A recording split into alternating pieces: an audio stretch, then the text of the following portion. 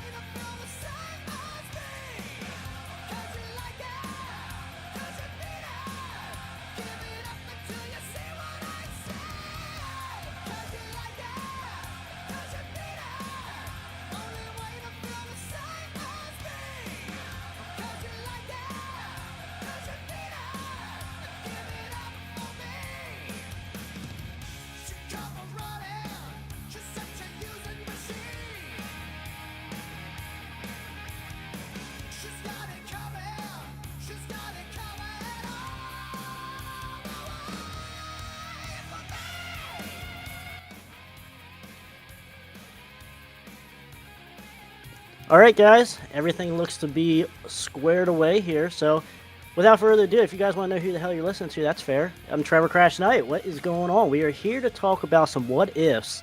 And also, guys, if you're on Facebook or YouTube, leave a comment, leave a question in the live chat. I can bring it up here and show the question to you guys or show anything that you guys are commenting. So go ahead, shoot. And hopefully I have answers for you. If not, then, I don't know. I usually don't have a whole lot of answers for a lot of people. So, but maybe we'll figure it out together. So, like I said, we are going to be doing a what if. We're going to be doing, well, I got 3 bands here, or 3 what if scenarios. And then we can do some Q&A. And there might be a couple guests that come in, that pop in, chat and chill with us and kind of give their view maybe, or bring some news. We'll see. We'll see how that goes. And I'm thinking at least an hour on here or so, maybe a little more, depending how the night goes, guys. So, all right, so we got our first comment here. And from Richard. What is going on, Richard? From the UK. Let's go. Awesome. London Choir Boys, baby. It doesn't get much better than that. So, but yeah, that's something I can chat here. I seen London Choir Boys have a new album coming out. It's been supposed to come out September of this year, last month. And I thought I was going crazy because every time I go to the website to pre-order it, it said October. And I'm like, am I losing my mind? And then I seen yesterday, it said November. And I'm like, what is going on here? So it keeps getting pushed back. But like ever since COVID, really, the I guess vinyl and CD, like for bands to get the stuff, the physical format, it's been kind of hell, if you will, for them. And kind of sucks because I mean, I don't want to wait any longer to listen to the new Choir Boys stuff. So that's just awesome. But yeah, so shout out to Richard there. And so I want to hit on tonight first, uh, for our what if scenario. Let's talk about Roxx Gang. How's that sound? Does that sound all right? We can talk about Roxx Gang first. So first and foremost, with the what ifs. So as you guys have heard, if you guys have seen previous videos of mine, like Robbie Strine does live around me here, so I do get to hang out with him once in a while. And just to show you here, so I'm not just like bullshitting you guys. Here is a picture of me and Robbie at one of his shows that he did a couple years ago, and he signed my stuff here. Like it was just awesome because like this little story behind it is that like he was at the time he was like in an ACDC tribute type deal, which they were really good. And sadly, they're not around anymore as a band. But the owner of the bar came over to me and said, "Hey, you know who this is?" Like, and I was like, Man, I don't know. I don't know. This is the first time I ever seen this guy before." And he's like, "You know who Roxx Gang is?" And I said, "Well, fuck yeah, I know who Roxx Gang is. What the hell are you talking about over here?" But shout out to the racehorse and Jimmy. But ever since then, I'm like, oh my god, dude! Next time I see you, man, I gotta bring my Roxx Gang stuff, have you sign it, and all that good shit. But Robbie's a cool dude, down to earth guy, and still, still doing the thing, still playing music, and that's just awesome to see. And so, let us talk about the debut album here. And for people that are not aware, they did have a demo. Now, the what if scenario for me here is obviously if they didn't really break up, that's one thing. But another thing I want to touch on is this is 1988 that this album came out, but the demo, I hear different things. I see on online 1985. Now, yes, Kevin Steele, the singer and founder of the band, has been technically around as Roxx Gang since 1982. So my comparison here, though, with Roxx Gang is like, did they invent were they the prototypical sleaze metal band? That's a question I want to ask you guys here. Are they the like kind of prototypical band? Because if you guys listen to this album, it has Beau Hill producing, and I like it. I like things you never done before. But Robbie, when I got in contact with him, when I was talking to him and stuff, he's like, "Dude, I want to give you a copy of the Love 'Em and Leave 'Em demo that ended up coming out years later, and I think you'll like the production on that a lot better. Like the songs are way more raw. Now they don't sound demo-y, if you know what I mean. They have uh, a good production to it, but it's not overly done, kind of like things you never done before. Now, things you never done before does kind of have a clean production, but at the same time, it's not hateful. At the same time, it's not like Nelson or Firehouse or anything like that. I would say, like overly clean production, but it does kind of take away the bite, especially when you come from listening to the Edom or sorry, the Love 'Em and Leave 'Em demo, because there are songs on there that are way better than some of the songs that are on the debut here. So like some of the weaker songs, like this whole album is good, that has that sleaze, has that edge to it. And this is 1988, 87 here, 88 for the debut. But they're doing this stuff pretty early, and obviously as the Appetite for Destruction, that comes out in 87. Now, yes, they were around before as, Guns N' Roses a little bit, and then you had Tracy Guns and Guns N' Roses and such like that. So they were around for a little bit, but man, 1982, 1985, like that's pretty early for like this type of thing. So because Appetite for Destruction came out in July of 87, and I can now find an actual like day release date. So if anyone can kind of find something for that on me, because I did text Robbie earlier today, but he didn't get back to me yet on it. And I don't know. I would like to see how close these really were, especially the demo. Like how with at the early or at the latest, the Roxx Gang demo coming out in 1987. So like you're right neck and neck with Appetite for Destruction there. And people would argue that Appetite for Destruction is like the recapturing of that glam or the sleaze, just that attitude, real edgy metal or hard rock. And I think also too, I'm on Roxx Gang side though. Honestly, like I grabbed this way more than Appetite for Destruction. Now, don't get me wrong. In high school, I liked Appetite. I mean that was in my car, or in my iPod and stuff like that. Like that was it's a good album. It's one of the best selling debut albums ever for a reason. But at the same time, I think you know it's kind of like on the Motley Crue kind of side. Like they were the bad boys, so like they kind of were always in the mainstream, like as far as news, as far as like just always stories, keeping fresh, like keep it just being like just in the news all the time, just people in people's eyesight, in people's attention spans, and line of vision. So that only helps with radio play, MTV play, people buying your albums. So I think at the same time, and obviously here after this album, they did kind of break up, and then Kevin kind of got people back together to do the Voodoo You Love, which is a good album. But I believe I was on Hair Metal Guru's channel, and we talked about this album, and it is a little different for Roxx Gang. It's still rock and roll, but it's more of like if you would put the Choir Boys as like a Southern USA sound to them. It kind of has that feel, a little bit more bluesy feel to it, you know, that deal. So I think, let me know, guys, here, what you think Roxanne, they need to be heard because the single on here, No Easy Way Out, is absolutely awesome. The other single I think was Scratch My Back. They had a music video, I think, for that too. And it's just awesome stuff. Like catchy as hell. Red Rose is absolutely amazing. Oh my gosh! Like now, I will say there are like one or two songs I would say you could probably don't go listen to that for these songs first.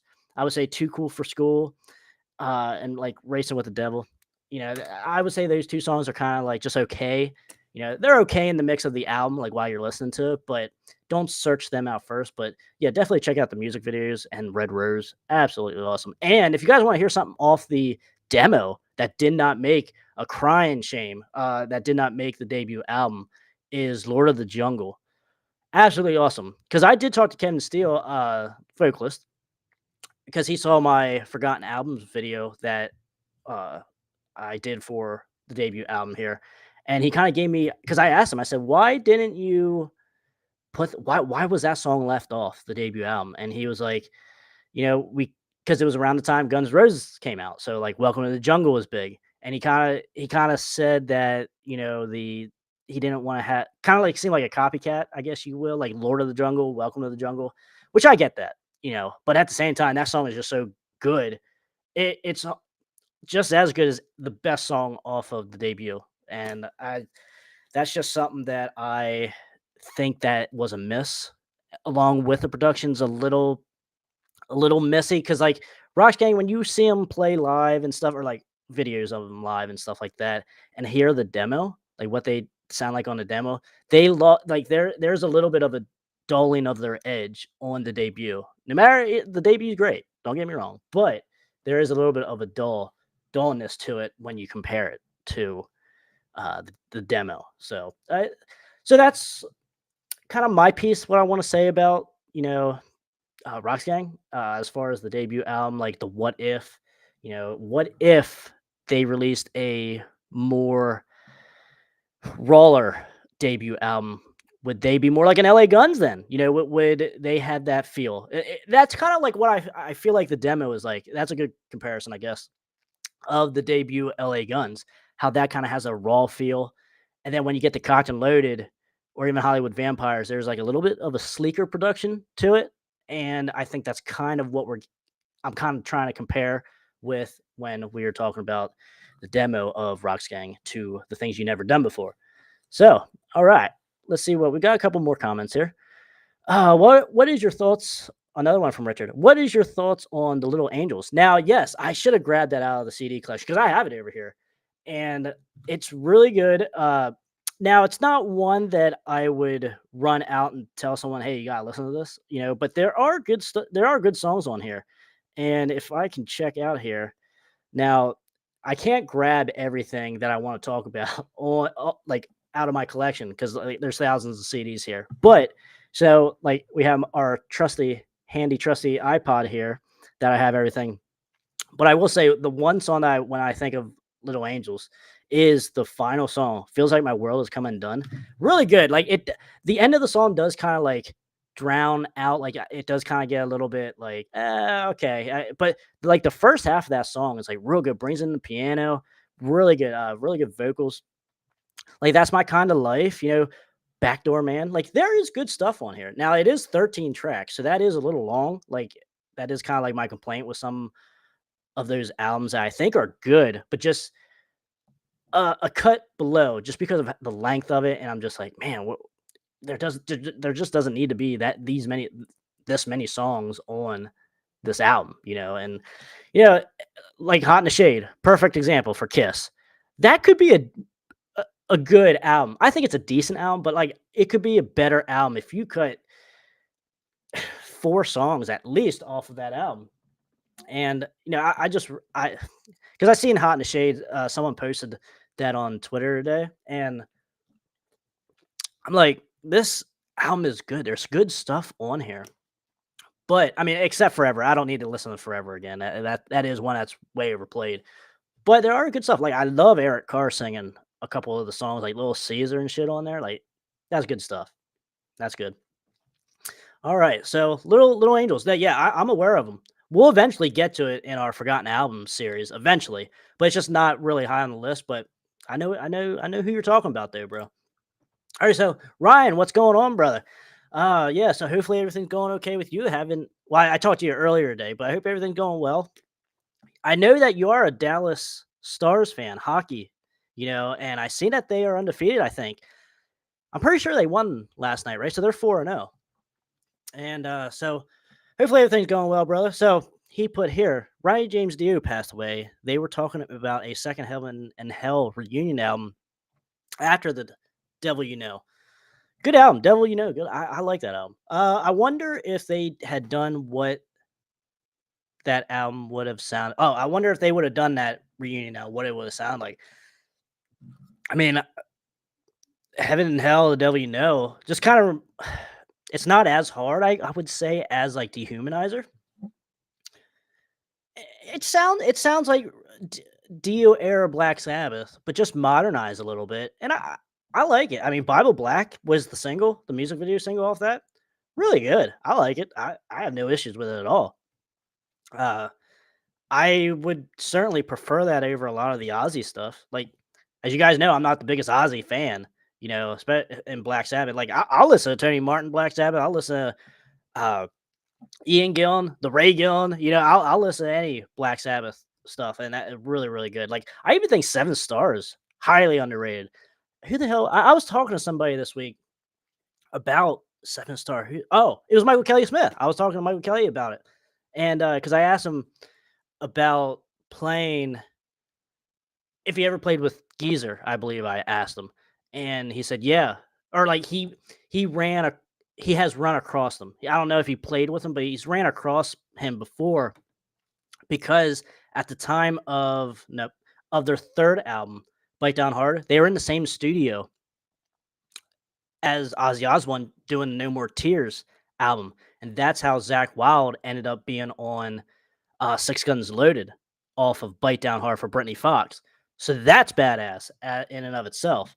So yeah, that because what because I see Michael Kelly like once a month usually at like a record expo and stuff because he's a big vinyl collector, and like I ask him all kinds of like questions like that and stuff, and that's the story he gave me. So I mean, and that's just awesome having Michael Kelly doing one of the solos on Six Guns Loaded, and then you have Zach Wilde doing the other one. Doesn't get much better than that, guys. I don't know. That's good shit. Good shit.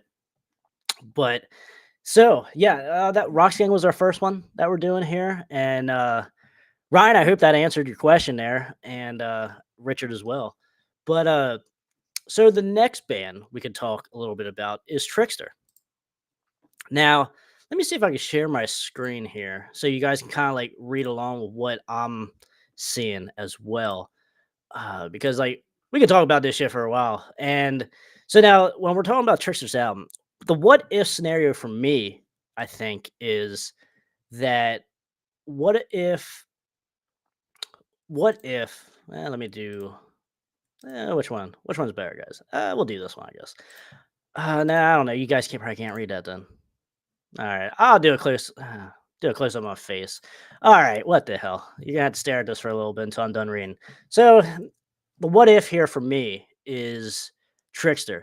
If they would have released this album 6 months even before they did, so they released it May 29th. So May of 1990. That is a full year and a couple months and change before Nevermind. So like that's kind of like the deadline for a lot of these bands, like if you got something released 6 months to a year before Nirvana Nevermind, like uh the music video Smells Like Teen Spirit came out, you had a chance. You had a chance to do something. And Trixter is one of those bands. But it did get cut short because at the time they were touring out there with Warrant. This album went gold. And at the time, Warrant was one of the bigger bands of the second like wave of hair metal, I guess, like of that, the late 80s to like 92, 91, 92.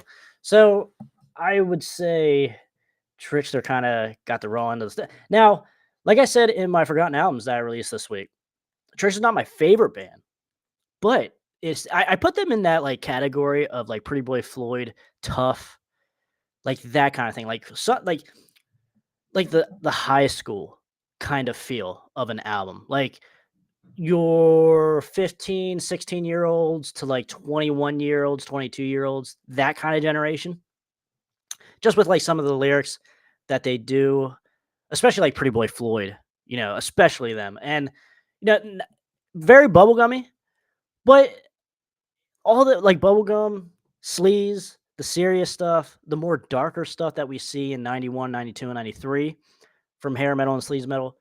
It's there's room for it all, guys. And because it's bubblegum, that doesn't necessarily mean it's worse or anything. Now, I don't visit the bubblegum as much, but I still own like everything Pretty Boy Floyd. I still own Tough album. I still own these Trickster albums. It's just they're just not the ones that I just visit to like night and day constantly. Like you would with XYZ or Cinderella or bands like that, Spread Eagle even, shit like that. So, but I think here with Trixter, if what would have happened if we got Trixter a year, and if we got Trixter in May of 1989, would this album go on platinum then possibly? Because like I said, you are fighting in 1990. Who are you fighting here? You're fighting Nelson, probably. You're fighting Firehouse. You're fighting who else? Spread Eagle, I guess, came out in 1990, but they didn't really like chart much. Steelheart, you're fighting them at this time.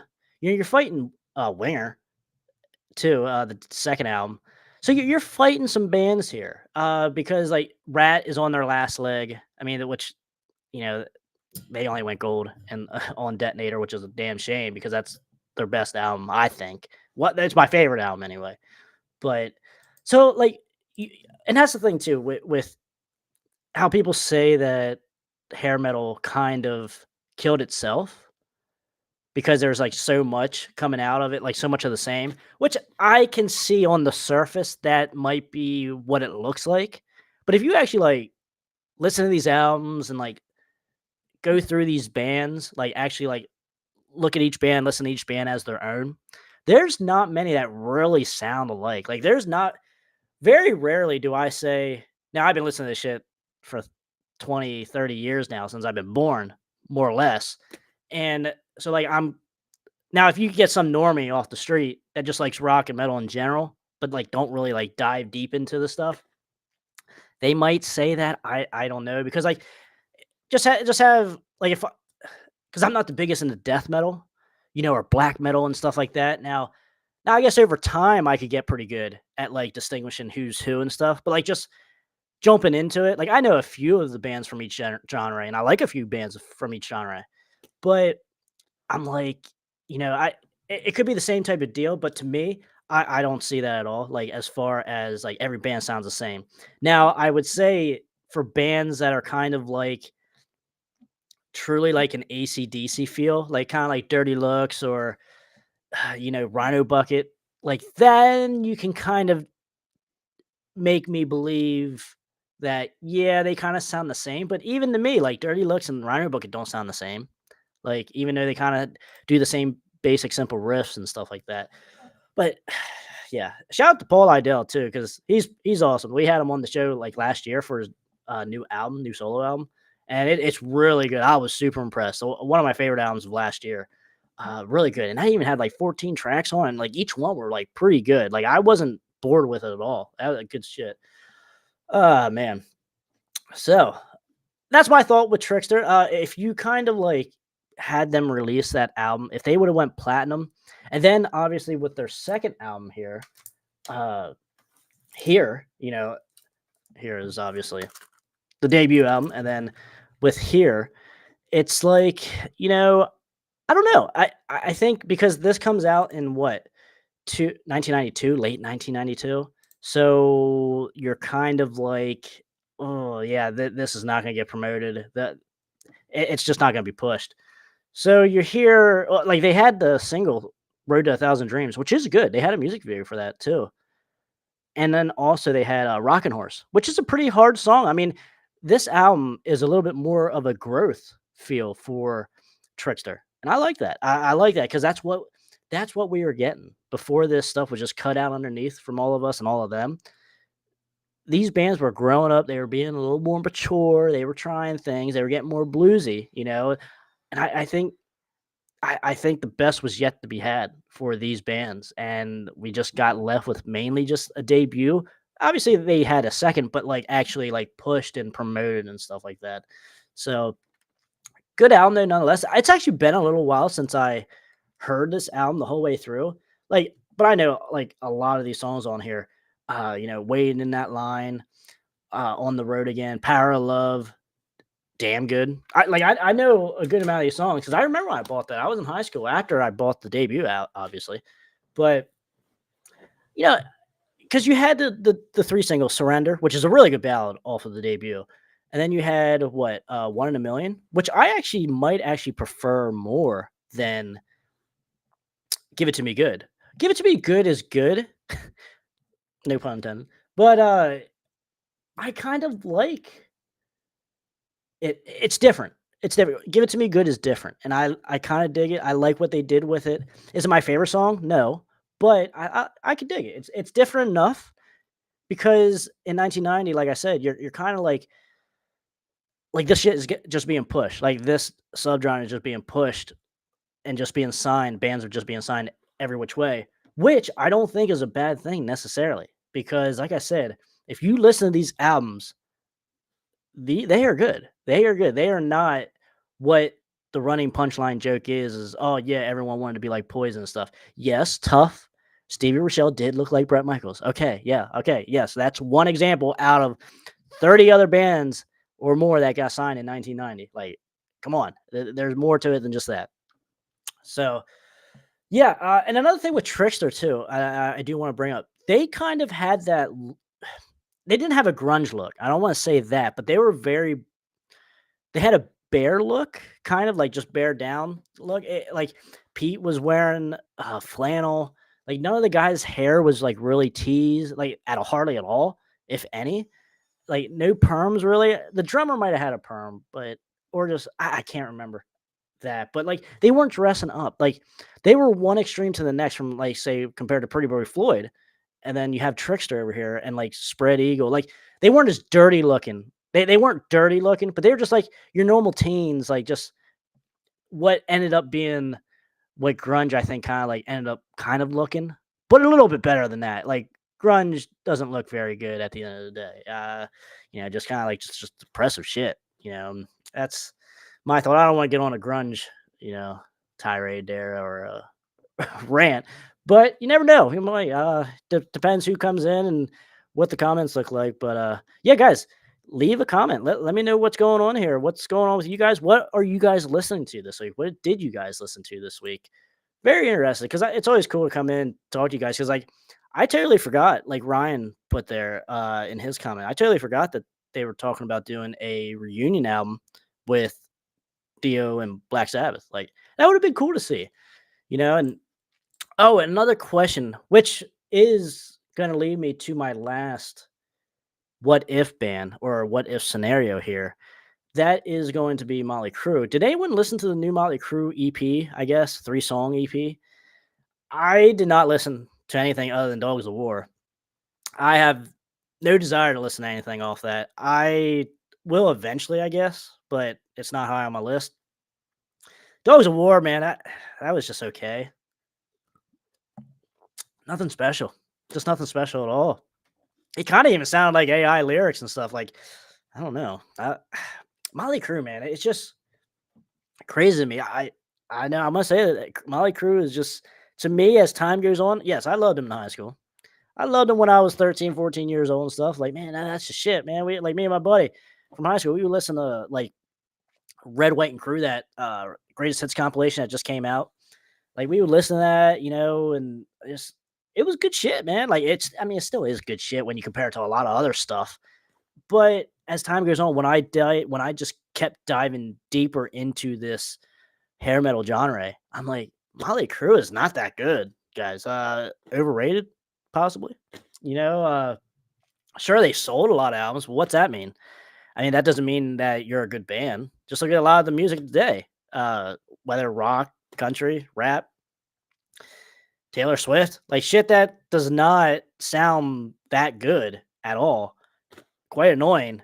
And it's like selling so many copies and just so many streams and all that stuff. It's just, yeah, it's a different world we live in, guys. And 30 years ago, I would say, because I can't say what it was like in 1989 because I wasn't born yet, but I have an idea. And technology is that thing that is kind of like a double-edged sword because it's awesome to go on YouTube, or if you can't find an album physically, to be able to download it and have it yourself, put it on your iPod, put it on a blank CD. It's good like that. But generally speaking, it kind of go the other way then. It's just kind of like oversaturation. Kind of like what people like to say about the glam or the hair metal era. Oversaturation. That's kind of the keyword I was looking for earlier when we were talking about that.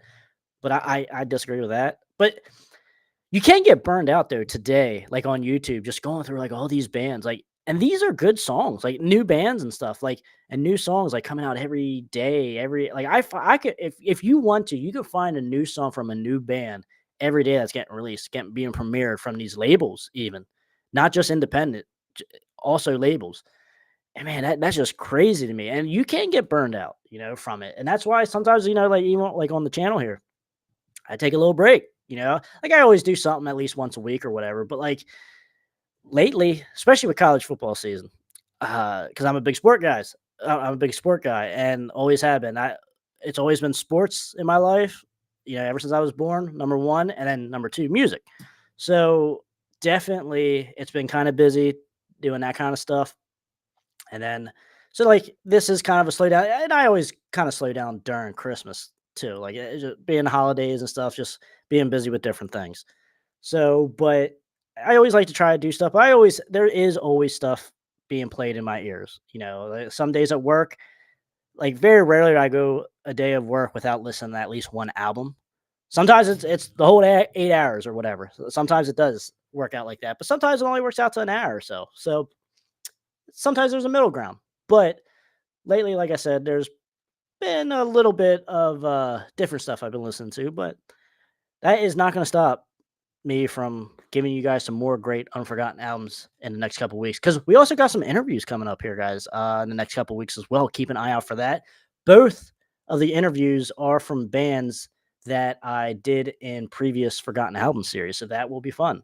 And I don't even know if the one guy even did an interview the last few years. So gonna be interesting. Gonna be very cool to see what he's up to, and it is a great album. You guys will just have to go through the forgotten albums playlist and just take a guess who you think it's gonna be. So so what is going on, guys? Zach, or sorry, Ryan did gave us another comment here. What did he say? Zach Wild is a great guitar player. Yes, of course. And yeah, it just had me curious because The Devil You Know is and was a great album. I agree. It's a very good album. Very I remember when that came out. What was that, like 2000? It wasn't 2013. It was earlier than that. 2008. Oh god, I can't remember. Ryan, if you know the year that came out, let me know because that's gonna bother me now. It was somewhat early, 2010 maybe. I honestly can't remember because like that was the years like we were in high school and me and Ryan and like I was like head first and like on eBay and going through Tom's Music Trade and like the record stores and stuff, just buying like up all this 80s hair metal stuff like for like pennies on the dollar than what you see today.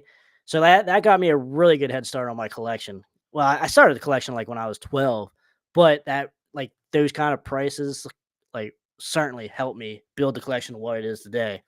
And it hasn't stopped since then. So yeah. So but it does kind of suck though the how much things are expensive today because you're buying a CD for like 15 bucks and especially you want to support the new bands too. You want to support the new independent bands on the small labels too as well. Like Sabir, like right here, this album, the new upside down, the new Sabir album, Yacht, very good. We had uh the lead singer Scarlett on for an interview. Awesome dude. He could play like all the instruments except the drums, I believe, if I remember that correctly. Very good, man. Like, oh god, it's so catchy. So that album has 14 songs on it, and I can listen to all 14 just like no problem, like nobody's business. It does not get boring at all. Like there's so much different stuff on there, so catchy too. But it has the production of like a Venom, like a Venom, the band Venom production, like In League with Satan, like shit like that, that era. But it is very Wasp and hair metally choruses and just catchiness and guitar solos and stuff like that. It's just awesome. Really good stuff. If you haven't checked it out yet, because I did a review on it, I had Scarlett on, and like every time I talk about like new bands, I always bring up Sabir. Good stuff. They have an EP before this. Uh, Gates Ajar, I believe, is the EP, and then they just released this year, Yacht. So, oh yeah, okay. Angels Vinyl Planet. What is going on, brother? So yes, hi man, love your channel. Love you for being here. That is, if it wasn't for you guys, I probably wouldn't be here. I'd be just be talking to myself like a dumbass. So that's cool. Thank you guys for being here and watching. So prayers to Jakey Lee. That is right. I seen that the other day. That is crazy shit. Apparently, like if no one's familiar, Jakey Lee, guitarist of Badlands, Red Dragon Cartel, and obviously Ozzy Osbourne for a couple albums. And really good guitar player, man. Like those Badlands albums, they are overlooked. I will say I don't visit them though as much as I should. I will say that. I have them over here, the CDs. I don't have vinyl of them, but I have 'em. I actually think I prefer the second album compared to the debut. Crazy enough, but man, it's all really good stuff though. Like I just don't visit it that much for some reason. I don't know if I just gave it enough time because I had the albums for like 5 years because I thought I'd never find those albums again just because like no one wants to reissue them. It's hard as hell to find the originals to begin with, and then no one's gonna reissue it because of what Ray Gillen did, with the HIV or AIDS and stuff like that, like what he did, like spreading it around and stuff. Yeah, really shitty stuff that he did. But you can't deny though, like he sounds great on those albums. And even like the Black Sabbath album that he did. Now, he didn't actually release it wasn't actually officially released, I guess. I only got it the Ray Gillen did The Headless Cross? No, Eternal Idol. Fuck. Well, it's one of those Tony Martin ones that Ray Gillen did and recorded, and then Tony Martin came in and he got the job then, and he overdid. He just did his own vocals over top of Ray, and it sounds really good. I don't know who I would actually take between those two, Tony Martin and Ray on that album, because both are really good. I can dig both styles and both versions. So, but yeah, back to Jakey Lee. Yeah, I saw he got shot by like a whole clip. He's gonna be the new 50 Cent, man. Gonna be a new 50 Cent here, and shit, at least double the age, I would say. When they got shot, like when each of them got shot. That's crazy shit. But thank you. Yeah, supposedly I heard that he's gonna be okay, so that's good. Very cool. Um, because that reminds me actually, because like Anthony, the bass player for Lynch Mob, the original bass player for the first two albums, he comes around here too, and I talked to him. He signed my Lynch Mob stuff, dude. Like, he's a producer now, and he has like his own stuff up here in Dillsburg, and like he is in Red Dragon Cartel with Jakey Lee, and I'm like, are you kidding me? Like, Jakey Lee was like this far away from me, and I didn't know. Like, that's just badass stuff. So like maybe one day I might be able to meet Jakey Lee. So fingers crossed on that. So all right, Angels. Rock Candy Magazine reissued them, but quickly got pulled off from circulation. Now those CDs are worth more than the vinyl version. Really? I would not guess that any kind of reissue would have been worth more than the original vinyl, especially in this day and age. Now, I have read some things that vinyl is kind of like taking not a nosedive, but declining now on sales from the past few years, because obviously they were selling pretty high the last few years vinyl. So the last year I seen that they did not reach the peak that they had years previous. Is it because the shit's getting too expensive? Because I know I'm not going to go buy brand new vinyl for 35, 30, $40. I'm just not going to do that. I'll buy the CD. I'm just a CD guy in general. Like, I got a vinyl collection over here. One of the next lives that I do, I'll bring over all the vinyl I have. It's at least 100 of them, and the vinyl records I have, because I don't want to show off like my whole CD collection over here, because that video I would be going live for about a week straight. Just and because I'm not just going to show one CD and just say, here, Firehouse debut, and not talk about it either. So that's the other issue, because I cannot shut up when there's a good album in front of my face. Yeah. So Rock Candy, which actually reminds me, I do have here a Rock Candy release. Where is it? I was gonna wait because possibly a guest might want to talk about this if they come on in time, but I can talk about it again. Electric Angels. This is the Rock Candy reissue here, and I had high hopes for this when I bought this, because I'm like, oh, this seems really like Dogs D'Amour or the Choir Boys. I feel just I kind of had that feeling for it. But the first time I listened to it, I bought this probably last year, and when I listened to it, man, there was only like one or two songs I liked on it, and I was like, oh, so I just put it back on the shelf. And then like 2 weeks ago, Brian from Hairband Basement talked about it, and I was like, all right, let me put it back in the car and see if anything has grown on me. I will say side A is pretty good.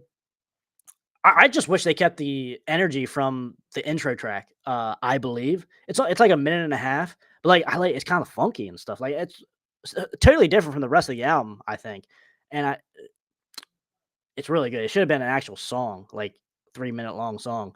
But you got Live in the City, Rattlesnake Kisses, which was the single. Head Above Water, Dangerous Drug, True Love and Other Fairy Tales, like a ballad. It's okay. It's just, it wouldn't make a top 150 hair metal album for me. Maybe top 200. Maybe. I don't know. Because I will let you guys know that I am almost done with my top 50 hair metal album list, and that video will be coming out. I didn't record the video yet, so like I said, I just finished up the list, and I'm working around kind of like some ordering, And so we'll see. We'll see how soon, but within the next month, I'll say. And so keep an eye out for that. And also one of the rules to my list is that only one album per band. So I'm not gonna have 2 or 3 Cinderella albums, 2 Poison albums, 2 Britney Fox albums, No, it's only 1 album per band. So I could easily put like 2 Cinderellas, both XYZ albums on there, you know, 2 oh, nah, maybe not 2 Choir Boys, but like 1 Choir Boy makes it. But, like there's bands like Firehouse. I could put both, or Steelheart. I could put both those albums on a top 50 hair metal album. But nope, we're only gonna do 1 album per band just to make it even more fun, I think, and just to help get some more of these albums that are so good that just people just don't know about either. So, and that's what I like to talk about. I like to talk about the shit that no one knows about because we're crazy over here. So, we like talking to ourselves, I guess. I don't know. All right, Ryan Graham again. Yeah, man, Jakey Lee is on board to make a full recovery. Last I had heard, he was doing exceptionally well. Good news. Good news. Let's see. Dogs of War was a big letdown. Totally AI, bro. Yes, Ryan, I do agree. Something didn't feel right with that. I mean, I heard it on the radio too. After I did a reaction to it, I heard it on the radio around here a couple times. It's not hateful. It's not hateful. But if you're telling me you're one of the best bands from the decade of the 80s of hair metal, I think we could do a little bit better than that, guys. Come on. This is they haven't put out a good album since New Tattoo. I just, and if we really want to be picky, since 1994, which was the best album that they ever did in my opinion, like musically, lyrically, just sound wise. Yes, it's not Vince Neil, guys. Yes, I get it. But if you just listen to it as not a Motley Crue album, or even as a Motley Crue album, who gives a shit? But it's not Vince Neil. Okay, New Tattoo doesn't have Tommy Lee on it, and no one else, no one bats an eye. No one gives a shit because, I mean, I like Tommy Lee. He's a really good drummer, but Randy Castile held his own and sounded just as good, if not better, than Tommy Lee on that album.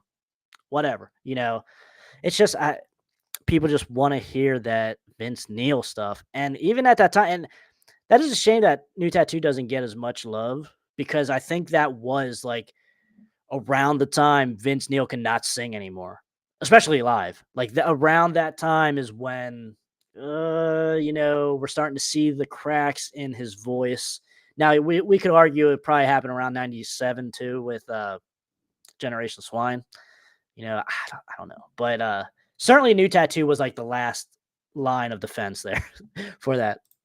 So Final Planet, we got here. Man, so sad that there was so many hair bands coming out at the same time back in the late 80s, early 90s, that it was so hard to keep up. So many bands, so many awesome bands. I agree. And that's the thing I had to think about because, like I said, I did not live through that. And I'm going back, on YouTube.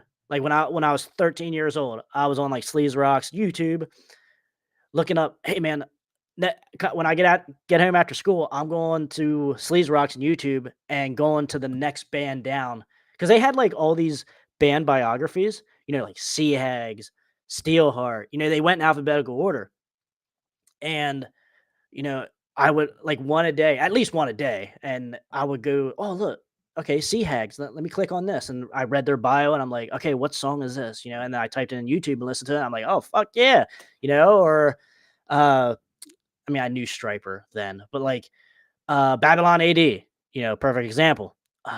Quiet Riot, like just to even check out like the albums and the songs that no one talked about and that that YouTube didn't recommend me, and it's like, what?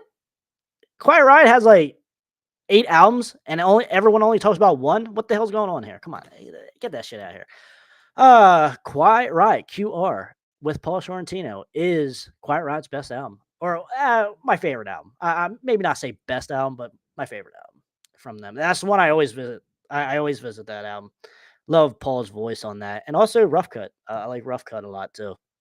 The band that he was in before Quiet Riot. Ryan Graham says 2009. I believe that is the Heaven and Hell album. The Devil You Know that we were talking about. Yeah, okay, there you go. He came back and said The Devil You Know 2009. I thought that was right. 2008, 2009, 2010 ish. That sounds about right because I try to picture myself like what grade I was in when that came out, or because I didn't buy that right away. The Devil You Know. I didn't buy that right away, but I like the songs I heard off of it. So, take that for what you will.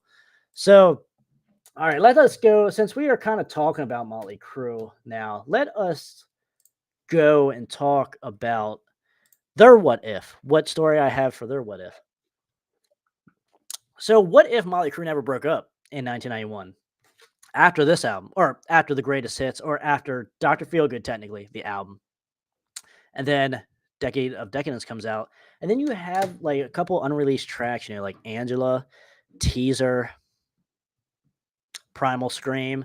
You had a couple unreleased tracks that they released for the Greatest Hits compilation, and dude, those songs are really good. The unreleased, or like the ones that they released with this, the new tracks. Primal Scream is one of Motley Crue's best songs, top 5 easy for me song. And here we are again in this 1991 field, the early 90s of bands maturing, bands getting more of an edgier sound, and possibly, I wouldn't say these Motley Crue songs off Decade of Decadence isn't darker, but it's kind of it had shades of that though. It kind of feels like it's moving in that direction, getting a little bit more edge, sleaziness to it. So what if Vince Neil never broke up or never left and stayed with Motley Crue? Would they have had the same fate as a lot of the other hair bands? You could argue yes, because look at Def Leppard. They fucked up. Then again, like people like to say Adrenalize was really bad from Def Leppard, which was the last album really before grunge came in. And yes, that album, I don't think it deserves the shit that it gets, but it is certainly not the strongest album. I will say that. But there's some good stuff on there, like White Lightning, and the ballads are really good. I will say Def Leppard does, throughout their whole catalog, has a really good ballad catalog, ballad songs. One of the best, I think, in the genre. I mean, except Love Bites. Love Bites is absolutely the worst thing I think I ever heard. Oh my gosh. So, but let us go back to Motley Crue. So in 1991, they break up. Then you have Vince Neil's Exposed solo album come out in 1993, which I'm not the biggest fan of, but I will give him credit that he stuck to his guns, did a glam album, did a good hard rock album. For 1993, I gotta give him credit. And obviously he had Steve Stevens on there, Vicky from Enough's Enough, the drummer. It was kind of like a super group of some sorts, people come from everywhere. Robbie Crane, I believe, was the bass player there on that album. So yeah, I mean, I should like that album more, but I don't. It's just okay. I mean, the ballads are just okay. There's not nothing really on that album that I'm like, okay, I'm looking this up on my iPod here and listening to the song. It's just not much survives the iPod cut list on that album. So, but then in 1994, you got John Corabi, Motley Crue self-titled. Awesome album. I'm a big fan of that. One of my favorite Motley Crue albums.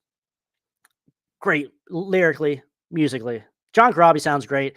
Mick Mars loves what John Corabi brought to the band, and undoubtedly so. I mean, John Corabi can sing. If you guys ever heard the Scream, John Corabi's band before he joined Motley Crue, that's a good album. That's a really good album. Mother, Father, Son was a single off that. There's a couple good ballads too on that album. Some heavy stuff, Good. I recommend checking that out, especially as a precursor or a prelude to 1994. If you're not a fan of 1994, my recommendation would be or if you never listened to it before and you like Motley Crue, listen to the Screams album, the debut album from 1990, I believe, 1991. I can't remember. Listen to that first. Then you'll have a greater appreciation, I think, for John Corabi when he comes in the Motley Crue, and you'll be kind of a little bit more acclimated to what they're trying to do on 1994. I don't see a whole lot of grunge or I don't hear a whole lot of grunge on 1994, the self-titled for Motley Crue. A lot of people say that's a grungy album. I don't necessarily hear that. Yes, it's a harder album. It's a darker album, but I don't really necessarily hear Nirvana, Soundgarden type stuff on there. I mean, I'm not the world's biggest expert on Soundgarden or anything. I do have one of their albums, I think, over there, but I'm not an expert on that era of rock, alternative or grunge or whatever. So don't hold me to that. But if you guys want a better appreciation for 1994, check out the Scream first as a prelude or as an intro to 1994. And I think you might enjoy what 1994 is a little bit more. So that's kind of my thought on the what if. I don't, what kind of brought up Def Leppard is I don't know if Motley Crue would have survived, even if they released an album in 1993 instead of Vince Neil's solo album. They probably would have had an album come out in 92 because you had Dr. Feelgood come out in 89. So you would probably would have had an album come out in 92 then, give or take. So it probably would have, that album probably would have survived a little bit, probably would have done platinum. Probably. I think it would have done platinum. It would have at least done gold. No doubt. It would have at least done gold. Because even 1994 did gold. So I would say just based on that, with Vince in 1992, where there's still some hair metal albums going gold and platinum in 1992. So yes, they would have survived a little bit. They would have survived probably better than what they did, since they did separate as as each of their own, but yeah, I think the only band that really survived grunge, I think, was Jackal. I mean, yeah, there are a couple other ones, but like the first band that always comes to my mind is Jackal. Jackal did not give a shit. They said, "Fuck you. We are doing what we want to do here." Plenty of other bands did that, but Jackal was the biggest, I think, like the biggest band that really survived, that still did shows, still put out albums. For Christ's sakes, I mean, you had what, in 1997, you had Cut the Crap. That's a great album for 1997. That's an absolute killer album from Jackal, which is their third album.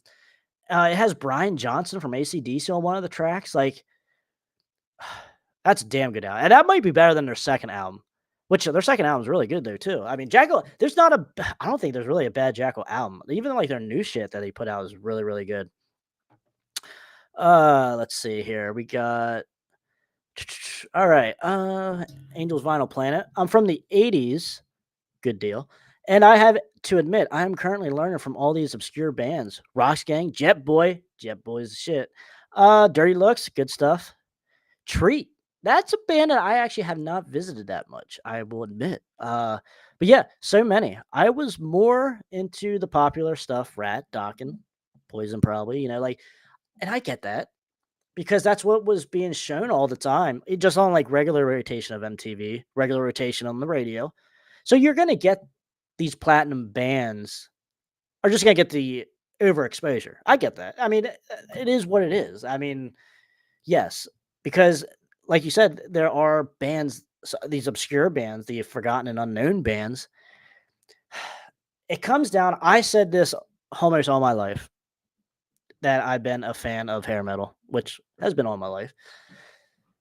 It's really hard pressed for me to find a bad band in the 80s. Hell, even a bad album. I mean, sure, I talk shit on some albums, but I will take some of these bad albums from these 80s bands over a lot of shit today, over a lot of shit from the 90s.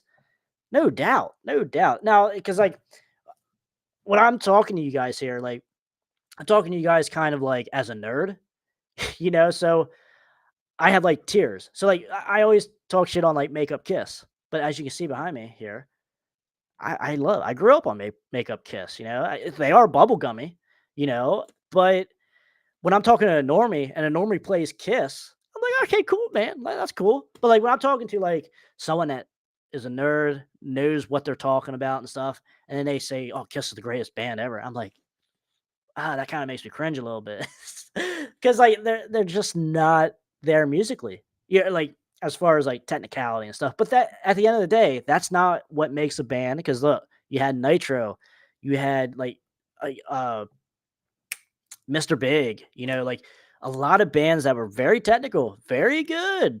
Steve Vai, but that doesn't always mean that you're better or gonna have better music, if that makes sense. So, I mean, I get it. It's cool. It's just something to poke fun at people and shit like that. So, but sometimes it just surprises me sometimes when I see like people hoist up Kiss and it's just like, the 80s Kiss absolutely kills makeup 70s Kiss. Not even close in my book.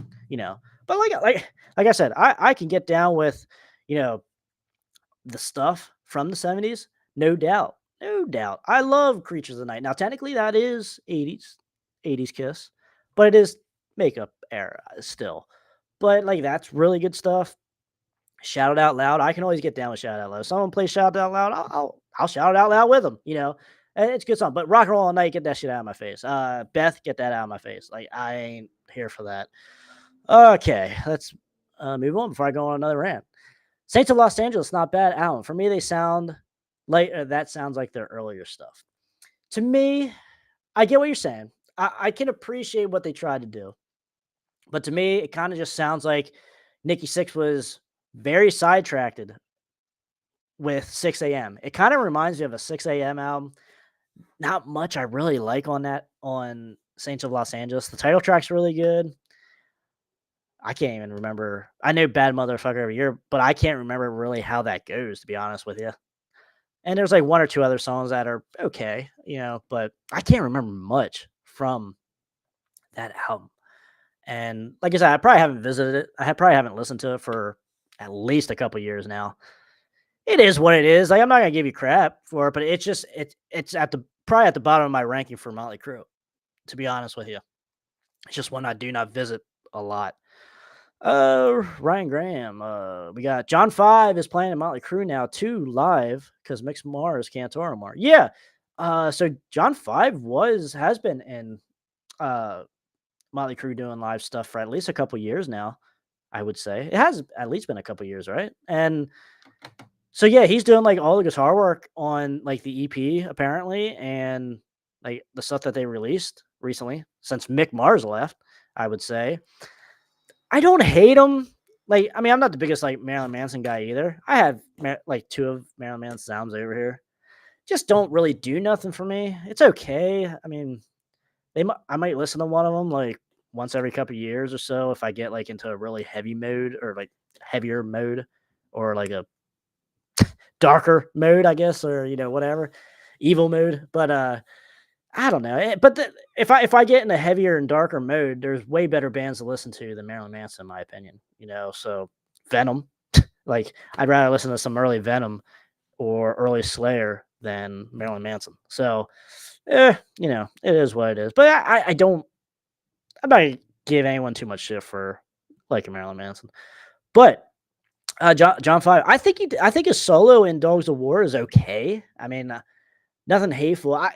My issue isn't necessarily John 5, I don't think, with Motley Crue now. Yes, I mean, I think Mick Mars, Nikki Sixx came out, I think today, or recently came out and said, we got rid of, I'm kind of paraphrasing here, we kind of got rid of Mick Mars because he can't play anymore.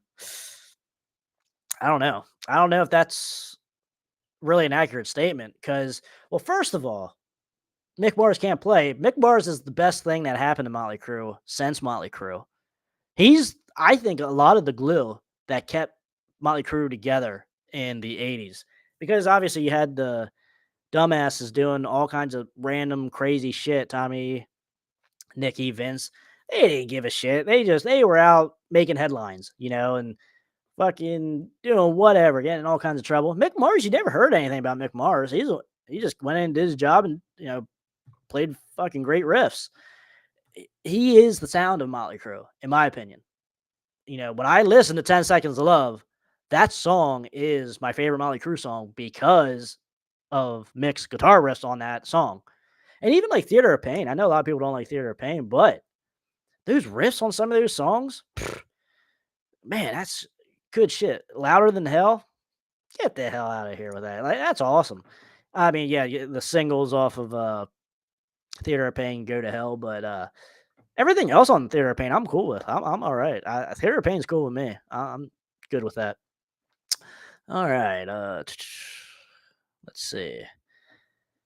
Did you see the video when they arrived in the garbage truck to play? I didn't see the video, but I did see like the article or the picture of someone posted a picture of it.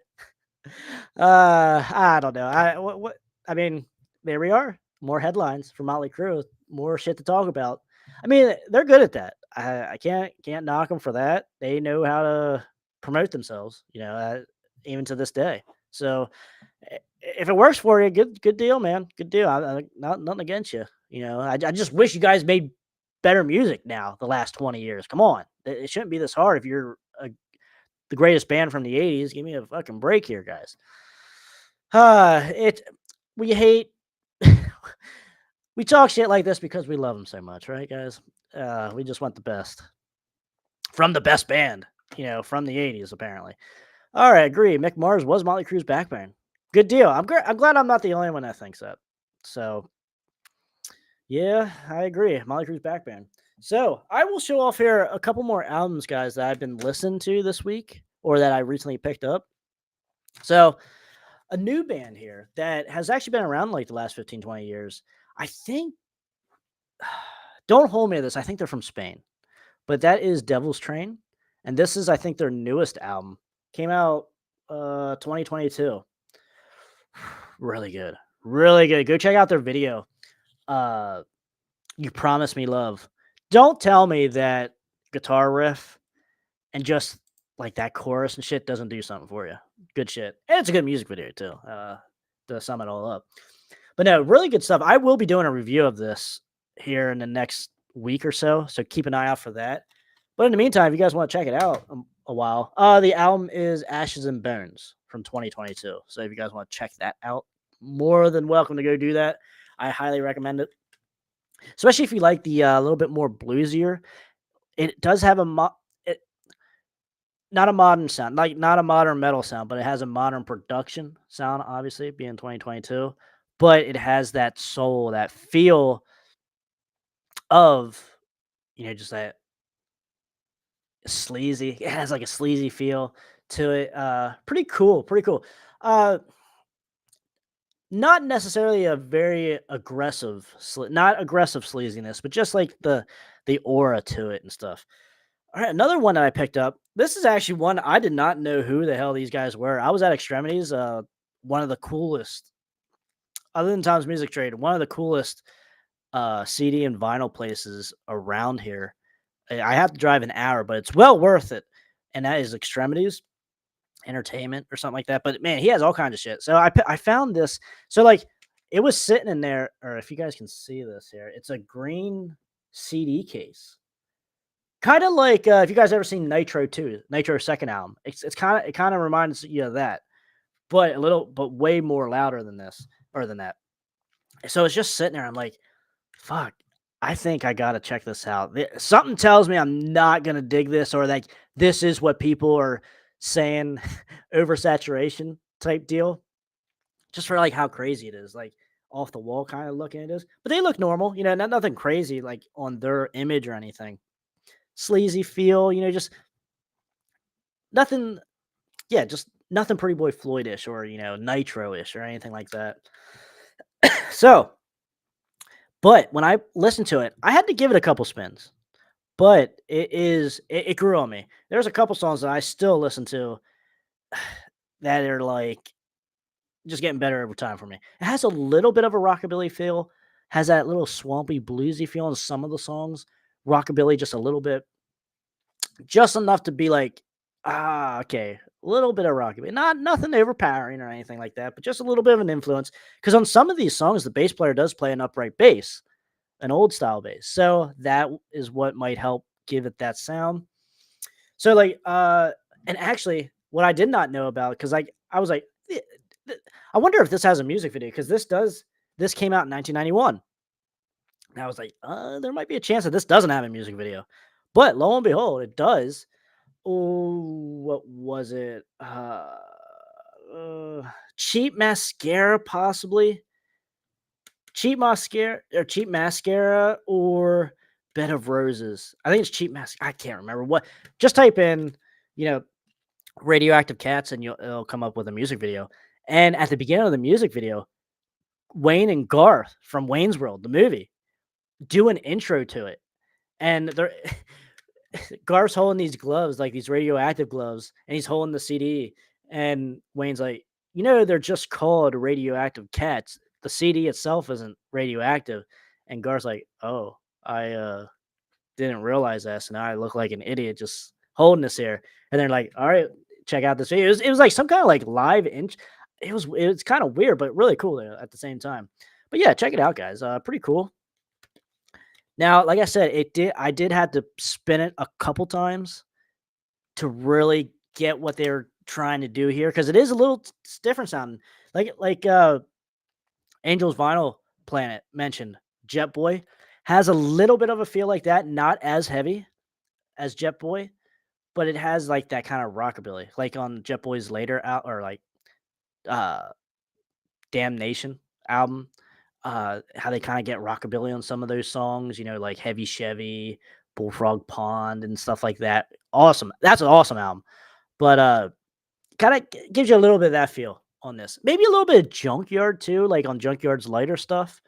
But yeah, check it out. Radioactive Cats, which is crazy because I was up at the Music Expo like a couple months ago, and one of the guys, he sees me there a couple times, and he said, "Hey, I hear you always look for like hair metal stuff and stuff." And he's like, "Did you ever hear a band called Radioactive Cats?" And I was like, "That sounds familiar as hell," because at the time, I just recently picked this up. I picked it up not even like a week before he said that to me. I'm like, that name sounds so familiar. And then he was like, it has a green case, if that rings any bells. I said, I know exactly what you're talking about, because I'm like, dude, that's literally in my car right now as we speak. I said, I'll go out and grab that shit if you want me to show it to you, because like I said, I didn't know if he hadn't seen it, because he said he bought it when it came out new. And I was like, that's so crazy. Like, a band like that, an album like that, no one, I would have bet $100 in that whole record expo that no one would have knew who they were or bought it, more or less. When it came out, I would have lost that bet. Nothing new there. But check out Radioactive Cats. And another one here. Actually, two more that I can show off here. Let's see. Like Lord Tracy. A little bit. I mean, it has that feel. Lord Tracy's like its own animal though too. Because like I have that album as well, and because I always heard the single, "Going Out with the Boys," and I'm like, that's a cool song. But like as a lead single though, I'm like, I wasn't expecting the rest of the album to kind of feel like that song. Like it just, it's weird. Lord Tracy's like an animal of its own. I like the album, but it I don't know who else I could compare even Lord Tracy to be honest with you. So this one here I had for a little while now, at least a couple months, but I'm going to throw it back in my car, because the first time I had it in my car, nothing really stuck out to me. And it's Vamp, and the album is The Rich Don't Rock. What album? 1989. So I thought, because I was in a buddy's car and he had the Spotify playlist on that he put together, and one of these songs came on. I don't remember what song it was. It might have been the single. I'm not sure. But it came on. I'm like, oh shit, I don't know any songs from Vamp, but this song that he was playing sounded pretty good. And I'm like, all right, next time I see a Vamp CD, this is the reissue from 2002, Bad Reputation. So it's not an original. But I said, whenever I see this again, and lo and behold, the Extremities had it. And I was like, okay, I gotta check it out. I'll give him a shot here. Nothing really grabbed me like I thought it would, but it's gonna go back in the car for another week or two and just see what sticks. Sometimes you just need to put something in your car and just keep it in there for a week and just spin that like 10 times or however long, whatever, how much you drive a week. Obviously, it depends, which I don't really drive that much anymore. So it would probably take me about at least a good week or two to really understand what the album's trying to do, like trying to get the vibe of the album and everything. All right, so I guess the last CD I will show is Mitch Malloy, the debut. Yeah, I guess just self-titled Mitch Malloy. Yes, the Van Halen Mitch Malloy. So I would say, the single off here is Anything at All. Does have a music video. Really good. Very catchy. Probably like one of the last songs or last singles because it actually did pretty well. I can't remember what I read in like the top 200 singles or like top 100 or whatever, but it didn't do bad for 1992. To be completely honest with you, for what this is, and it's just like your what a AORE type feel, but a little bit more hard rock, I would say. More of maybe like a Nelson a little bit, because I like Nelson. I don't care what anybody says. I like Nelson. You can go to hell if you just make fun of Nelson just because of the way they look. Like they got some good songs. That whole first album is really good. I'll stand by that. But with Mitch Malloy, check out Anything at All. Just real catchy song, chorus, music video, guitar work in there. Nothing crazy. Just like your normal mainstream from 1992, hard rock, good shit. Like one of the last years we got real good mainstream stuff. It's a shame. What else? You have a couple ballads on here. Really good. What is the what are the other ones? Mission of Love. Nobody Wins This War is pretty good. Kind of like a little bit of a ballady type deal. Really good stuff though. I like it. I was impressed. This album might make a Forgotten Albums 1992 in the future. So keep an eye out for that if you want a more of a deep dive on that album. And I did actually chat with Mitch Malloy on Twitter the other day because he said about doing some kind of podcast in the future. So keep an eye out for that. Kind of excited to see what he has going on over there. But a lot of people say, well, he was only in Van Halen for what, like a hot minute, not even that probably. But I mean, not many people can say that as well. So that's pretty cool in and of itself. Oh man, so good album there, but that is more of a mainstream feel. I'm going to show you something here. If anyone's fans of Richie Kotzen, now everyone knows Richie Kotzen from like his solo stuff, and when he did Native Tongue with Poison, really good guitar player, really good album with Poison, Native Tongue. I like it a lot. But when I was at Tom's Music Trade the last time, Richie's family lives around here, and he went. His dad went into Tom's Music Trade because like Tom has like a rock and roll museum as well in his record store. Really cool. I do want to do a video of that here in the near future as well. Like just do a video with Tom of his rock museum. He has like all kinds of kick stuff. A lot of like the local Philly, Baltimore, Child's Play. Like of the hair metal stuff. He also has like different decade stuff as well. Like Hailstorm and Live. If anyone knows Live from the '90s. But yeah, he has like all kinds of everything. But I always obviously gravitate to the hair metal stuff that he has and talk to him about that. And he texted me the other day and said, "Hey, Richie's dad stopped in here and gave me like all this stuff to put on the museum. And he gave me some extra copies. If you're interested in any of this stuff, you're more than happy to, have them." And I said, "Sure, man. I mean, I'm a fan of Richie." So he gave me this like LP flyer, or not exactly sure what you would call it, but I don't know if I can show you there. But this was Richie's band in like the mid 80s, Arthur's Museum. And let me see here if I can remember. Yeah, Richie's the one in the red over here. Right there. That is Richie there. But yeah, I that's just really cool to see that. And like this stuff's hanging there as well. And he also gave me like this like fold out here. Let's see here. Like right here. if you can say, no, I'm not showing this off well. Let me say, I don't know if I can show you anything, but yeah, really cool. Like I had no idea. I had no idea about this stuff, or this band, and I don't. I honestly can't remember or tell you that they did have an album out or anything like that. I'm I obviously don't have anything from them, but I just thought you guys would think that was cool to see that because like when Tom showed me that, I was like, holy shit, I didn't even know this existed. Like, and anything Richie Kotzen, man, I'm cool with. I'm all right with that. For let's see here, Angels. I see they only made one, or did he only make one album? They probably do have an EP or an album. Let me see here. I'll look it up here for you guys, just see if anything comes up. Arthur's Museum with Richie Kotzen. Honestly, yeah. Okay, yeah. So okay, they do. It looks like they do have one album. 1980, or it looks like an EP. Closed gallery. Okay. Let's see here. I'll share the screen here, and we'll go to YouTube. And I'll just show you what it looks like here. Anyway, Arthur Museum. Yeah. I mean, like I said, I'm a fan of the Native Tongue.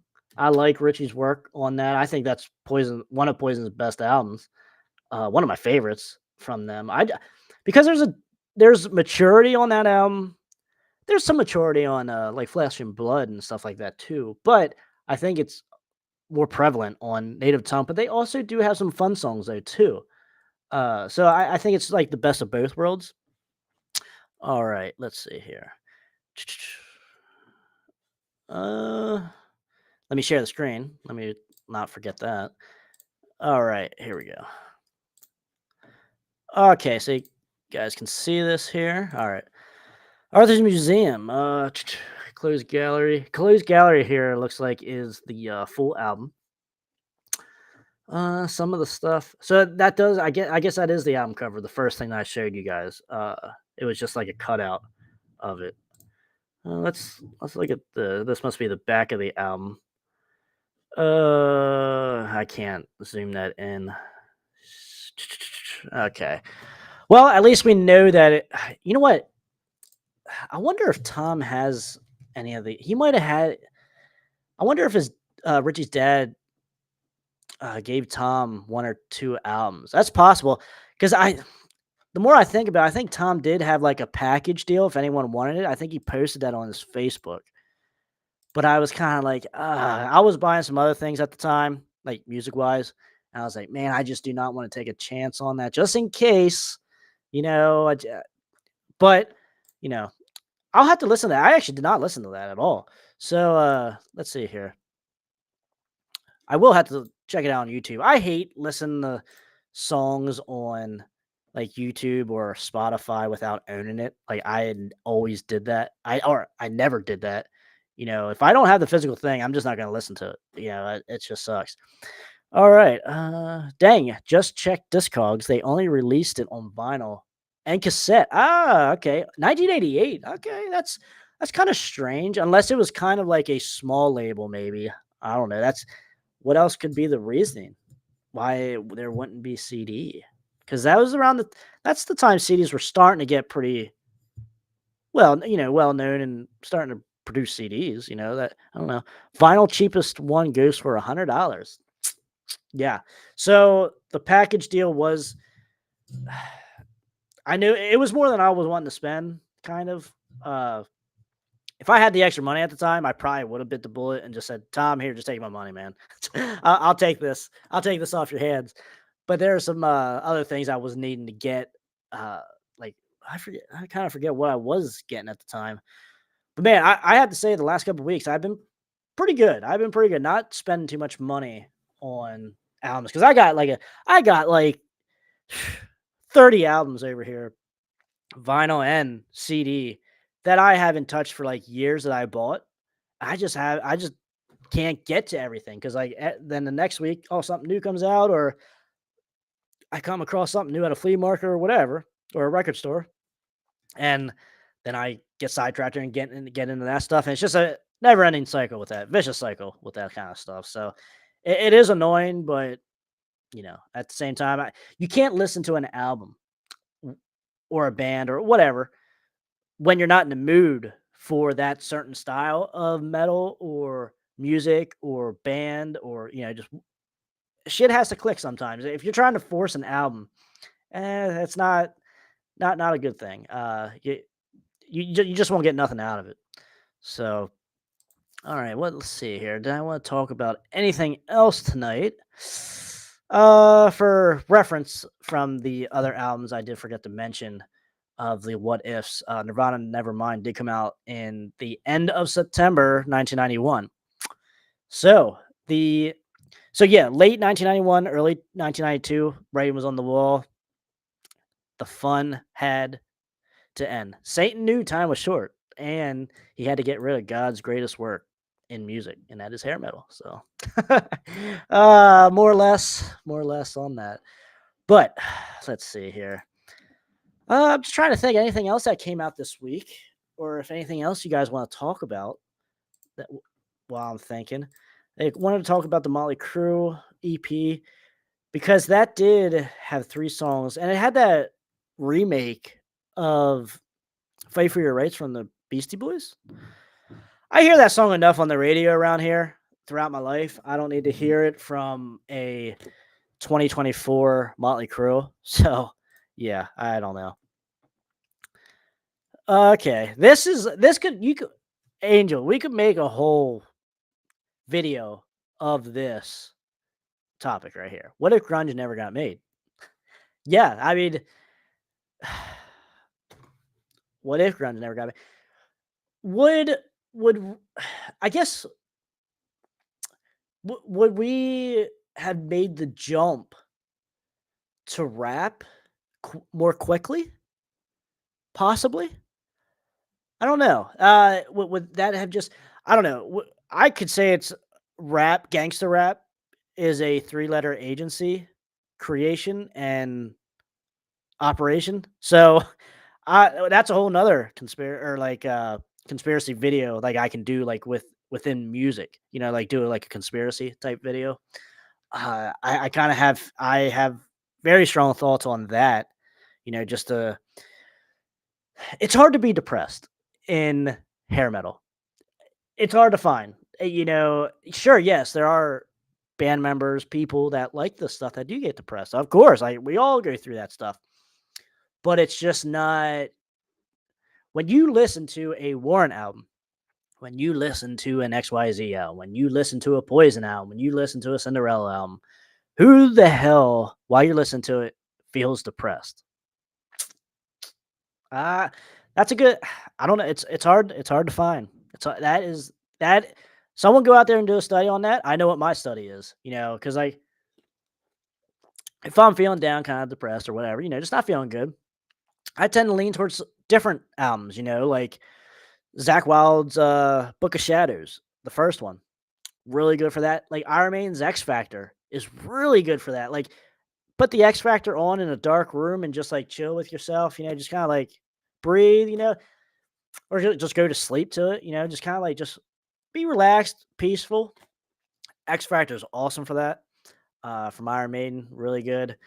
Trying to think of some other ones that I really enjoy like that. But then again, like I like thrash metal. So like if you're kind of feeling aggressive or just like pissed off, political and stuff like that, thrash metal's my thing. Then when I want to go to that kind of stuff, then when I'm in that vibe, So that's my thought on that. I mean, grunge. I mean, Angel, we could do. I kind of don't want to be here for another 2 hours. If I don't have to be. So that we can certainly do that in the future.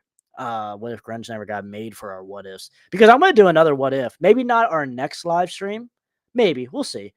But I'm gonna try have every live stream have somewhat of a different topic. But we'll come back to these what ifs because I mean we could do plenty more bands as well. And like you said, grunge, we can do one just for that. All right, so Angel has another comment here. That music makes me relive the 80s big time. Man, nothing like hair metal or any metal from the 80s, early 90s is the best period. I agree. I call it the golden metal for a reason. Now, I don't visit 1980 to 1985 much like I used to. I think my favorite, well, to be, if I really want to micro it down, I visit 1988 to 1992 a hell of a lot more now than I ever did.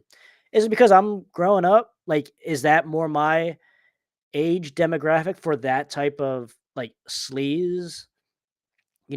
What the albums in those years were released for, for like your 30-year-old instead of your 18-year-old, so maybe that's why there's some, but I mean, so like I was gonna say, that might be some kind of why there's a little bit of disconnect with like Pretty Boy Floyd, Tough, you know, debut Poison, stuff like that, Trixter, you know, now. But I mean, I had those albums. I had all those albums from bands I just named when I was in high school. And yeah, I liked them. I liked them just as much as I do now. But it's just they're just not ones I just visit as much. I'll listen to Asphalt Ballet first. I'll listen to Spread Eagle first. You know, a band that I do really like, Love Hate, but I don't visit them that much. I don't know if it is just because it's a little more. I'm not a big fan of punk, and I think Love Hate just has a lot of that punkiness in there to their music. Like, I prefer Let's Rumble, uh, the third album for Love Hate, over the first two, actually. And that might sound crazy to some people, but I think that's a really good album. That's one that I visit a lot from Love Hate. Now I have them all from Love Hate. Even like Jizzy Pearl's one of the newer solo albums, All You Need Is Soul, I believe, from 2016. That really impressed me. I was happy when I found that album. I think I got it on Amazon for like $6 or something, like probably like during COVID or something like that. Around that time. It was around the time I started the channel, I think. And I put that on. I'm like, this sounds really good. This actually sounds like it could have been like a love hate album. Like it sounds really good. Was highly impressed with that. I might have to listen to that again here soon because it's been a little while. But I liked it. But yeah, Love Hate. They will be on a future Forgotten Album series because I do want to talk about them too. It's just like when people comment and say, "What about this band? What about that band?" I'm like, dude, did you guys even check out the rest of the 20 episodes I did of this series? And also, I'm only doing 3 bands at a time on this video. Like I said, there are plenty of great bands I could talk about that I have their albums. I'm not going out and buying these albums just because I want to talk about them. These are albums I have that I had for years. And it's just, I mean, it takes time. I can't produce a video every day, so, you know, we'll get there. We'll get to all the bands that you love. Even like bands I don't really care for, or albums that aren't the best, we will eventually get to them on the Forgotten Albums because, you know, as long as it sounds good, there are at least half the songs are good, we can still have a discussion about it. Like I'm not gonna say run out and buy this motherfucker right here, right now, but you never know. Some people might really, really like it, and that's what we are here to do.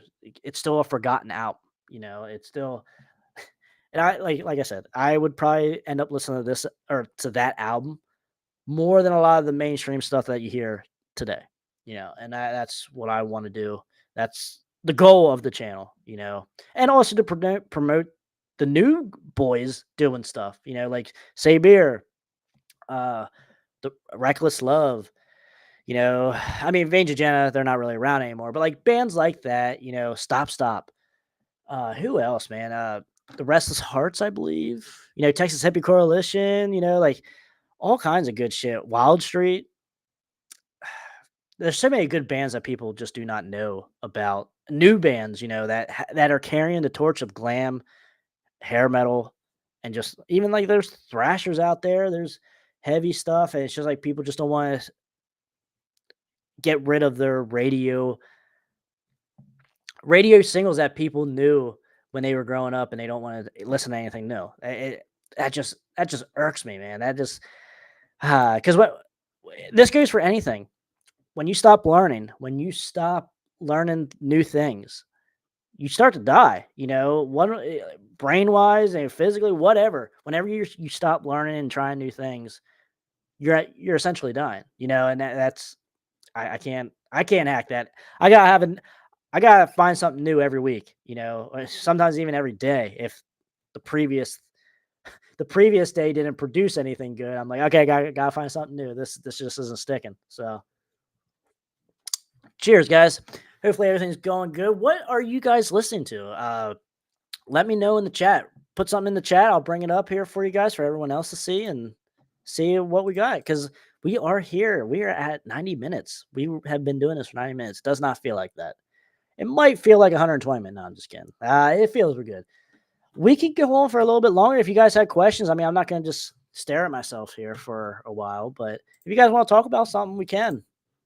But I'm just trying to think. I hit everything that I kind of wanted to hit so far that I have in my notes here and kind of the topic of the video. But let's see here. Anything new coming out? Let's see. We gotta like do a little bit of a sneak preview here of some news. We'll probably see some Jakey Lee stuff though, like from the news. All right. I'll screen share this here with you. All right, we are on Sleaze Rocks. Where are we at? Jakey Lee, yep. All right, Michael Sweet explains video for new Striper single. God, if I can talk. Betrayed by love and to stay ahead of any criticism. I don't know, or well, I do want to. I haven't heard anything from the new Striper album yet, which I do really love Striper's new stuff. I have not gotten it yet. I have not listened to anything yet, which I do want to end up picking it up. Even if I don't listen to anything, I want to get something, or I want to get the new album because just in case they stop making it here soon, which sometimes shit goes out of stock and does not come back into stock, like you think it will or like you think it would. So the new Crazy Licks, that's another great new band. Unveil new city or reveal new video single for Little Miss Dangerous. I had not listened to that, but I am a fan of Crazy Licks. I like their stuff. That was because we did the one of the last news video that I did. I talked about the Crazy Licks. The most recent like album they did was like reimagine or like they redid some of their greatest hits or like some of their biggest hits. And I hate when bands do that. They almost got me. I almost bought that, and I was like, you know what? Is this a greatest hits or like a reimagining or like a redone? And I do not like that. I'm not a fan of that. I remember when Lynch Mob did that. That was bad. I do not wish that on anybody to hear that album. It is total disrespect to the original Wiccan Sensation. Oh my god, I listened to the first couple songs off of the reimagined or re-recorded Wicked Sensation, and I was like, I gotta stop listening to this, and I immediately put on the original Wicked Sensation. I was like, okay, calm me down. I was like, okay, thank God, thank God that's I still have the original. All right, what else we got here? Atom Bomb, is that Atom Bomb from? Yeah, okay. All right. I actually have I know I have one, if not two, of his albums. He's one of. I think is he from England? I can't remember off the top of my head, but I heard a couple songs of his like on YouTube and stuff, and I that's what made me get one of the albums over here, and I haven't listened to it yet. So that's one of those albums that I bought in a big stack of albums, and I just did not get to everything, and it's still sitting over there. So possibly look for that in the future. But yeah, that is the same Atom Bomb I was thinking of. Let's see. Tora guitarist Keith releases debut instrumental album, Remnants of Euphoria. Interesting. I wonder if it sounds anything like Tora, like real bluesy. That'd be pretty cool. White Tiger, Rat. Oh, I did not listen to this new single. Rat releases brand new Reach for the Sky. I did not listen to that yet. I heard good things about it though. I did hear good things, but you know, I think when they do stuff like that, it's cool that they release it and stuff. But that's not gonna make me go out and buy it or buy the greatest hits or whatever it's off of. Let's see, is it off of like a new? Okay, yeah, Out of the Cellar. Yeah, the 40th edition of Out of the Cellar. Okay, I thought that's what it was gonna be on. God, I'm just that's not. I don't have Out of the Cellar on CD actually. I have it on vinyl, but I don't have it on CD. So if I do end up getting it on CD, I would try to get the reissue just because of that. But I'm not going out of my way to get another copy of Out of the Cellar. I mean, secret. I don't think Out of the Cellar is all that amazing. I like it. Don't get me wrong, I like it, but I would certainly take Invasion of Your Privacy over Out of the Cellar. So, but yeah, it was early. Yeah, people loved it, and there are good songs. There are great songs on there, but I grab Invasion of Your Privacy more than uh, Out of the Cellar. All right, need that. Angel says need that Straper album. I heard the new Crazy Licks single and it rocks. Good. I do need to check it out, and I do need to. I'm just gonna have to bite the bullet at some point and just get the new Striper album, even though I'm not really ready for it yet. But just have it sitting over here, and I'll get to it whenever I can. Because 2024 is coming to an end, guys, and I am starting to put together the list of my favorite 2024 albums that got released, and I know what my 1-2 is so far right now, and that is easy. If you guys watch any of my videos, I kind of say without saying what my 2 favorite albums are so far this year, and it'll be a fun list though. It'll be a fun list.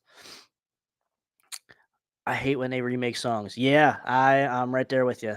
There's a decent amount of bands that I wish that didn't do that, but they do, and I'm like, oh god, no, I'm not a fan. Just leave the perfection alone. You already made greatness. No need to do. I get it. It's a cash grab. I get it, but you don't need to reimagine greatness. No, no, thank you. Let's see here. All right, that might be it for sleeves. For sleeves rocks, nothing else really. I did see something here I wanted to touch on. Where was it? Where'd it go? Where'd it go? Either way, it was I think Silent Rage. If anyone knows that album, Silent Rage, I think it's called "Don't Touch Me There." It's the one where the guy's abs are like the album cover, basically, and it's just his abs. Oh, here we go. Silent Rage frontman Jesse compilation album anthology to release in November. I don't know what really that is about. I haven't really heard anything about them at all since then. Since the '80s. But that's a good album. I like that album. Silent Rage, Rebel with a Cause. Man, dude, if you want to have a sing along song, like just feel good song, that shit's awesome. That's a great chorus in there. I like it a lot. Really good stuff. Really good. All right. Let's see. Anything else, guys? I'm trying to think. I don't want to just kind of like repeat myself here. I mean, I'm more than happy to hang out here and chat, but I'm kind of running out of thoughts. And is anyone watching the college games tonight and tomorrow? College football, college basketball starts in about a month or two, I guess. So that'll be fun. But yeah, I got college football there now. So that's what we might do after the stream, if we decide to pack up and head home. But any last thoughts here? I don't know. Some thoughts, I guess, for the channel in the next couple weeks. I will say I did end up doing a video with my dad, Daddy Krash, and that was fun. And now I'm just going through the editing of it, and that will be out in a couple weeks, maybe a week or two. It shouldn't be too long. I've been kind of pushing it off a little bit because it does. Whenever I have people here doing like interview or just having like someone here doing a video, and it's the two of us here, the editing takes a little bit longer to do. So that's why those type of videos take a little longer because I gotta like match some of the microphones and stuff like that. It's a little bit more work than just me bullshitting here and taking it over to the computer and edit it like that. So keep an eye out for that. We talk about some things. Well, talk about some roller skating actually, like because that was like one of the bigger things in the '80s that people did. Uh, And they were pretty good. I did pull up old video from, like, the early '80s of my uncle, my dad, my mom, and, like, just their friends and stuff, like, doing some pretty cool stuff, I mean, you know, they're just not, like, roller skating, like, just bullshitting around, but, like, they're doing some decent things and, shit that I can't do, pretty cool. And, like, your average roller skater can't do. So, keep an eye out for that, that'll be fun, and I showed him some albums that I knew were like his favorites and just say, "Hey, what's the first thing that comes to your mind when you see this album?" And I hand him this album and it's pretty cool. So, really cool. Definitely what do we got here? What else coming out? Oh, the two interviews will be coming out in a couple weeks. We got them scheduled. So, all good. Uh, and then we got another forgotten album series. I don't know. I'm gonna hit one of the later '80s. I might hit '88 next, so keep an eye out for that. I'm starting to work in some like late '90s, early 2000s stuff as well, so that'll be interesting. Just to see what was out at that time that people just do not know about, and very cool. Is that Lucy? Daddy Crash? Yes, Daddy Krash. Yep, that is him. That's what we're gonna call him anyway. So, unless you guys got another nickname, people call him Nikki Six. People call him. That's usually his main thing. Like especially when we go out, he's kind of like decked up. You know, we're ready for a show, a rock show. People are like, "Yo, man, Nikki Six." I'm like, "All right." And then it's always funny when we go to like a Motley Crue tribute, and I always try to get like the guy that's playing Nikki Six on stage to take a picture with my dad. And I'm like, yeah, we got the Nikki Six together, that kind of shit. So that's always fun. But yeah, guys, anything else? Because like the night still feels early. It's almost 9 o'clock here, 9 p.m. And I took an energy drink, guys, at lunchtime just so I could be up ready for you guys here to talk some shit. But I still feel good though. No, I'm not going to bed anytime soon. 30 minutes. uh, let's see here. Q&A. We haven't had too many questions. I guess we did a little bit, but they were all kind of like in the what if kind of category. But I'm trying to think. Any shows? I know. Well, my sister, her and her friend were here earlier, and I was like, "Are you guys going to cameo the first couple minutes of the live stream?" Because they're going to see a Led Zeppelin tribute, and now she's more of a '70s girl. She like I can kind of give her a couple songs like from hair metal and stuff like she likes, but she's more of a '70s girl, like, and then also like funk too. Like I'm a big funk guy as well. I like funk. Parliament's just awesome. I have their shit over here too.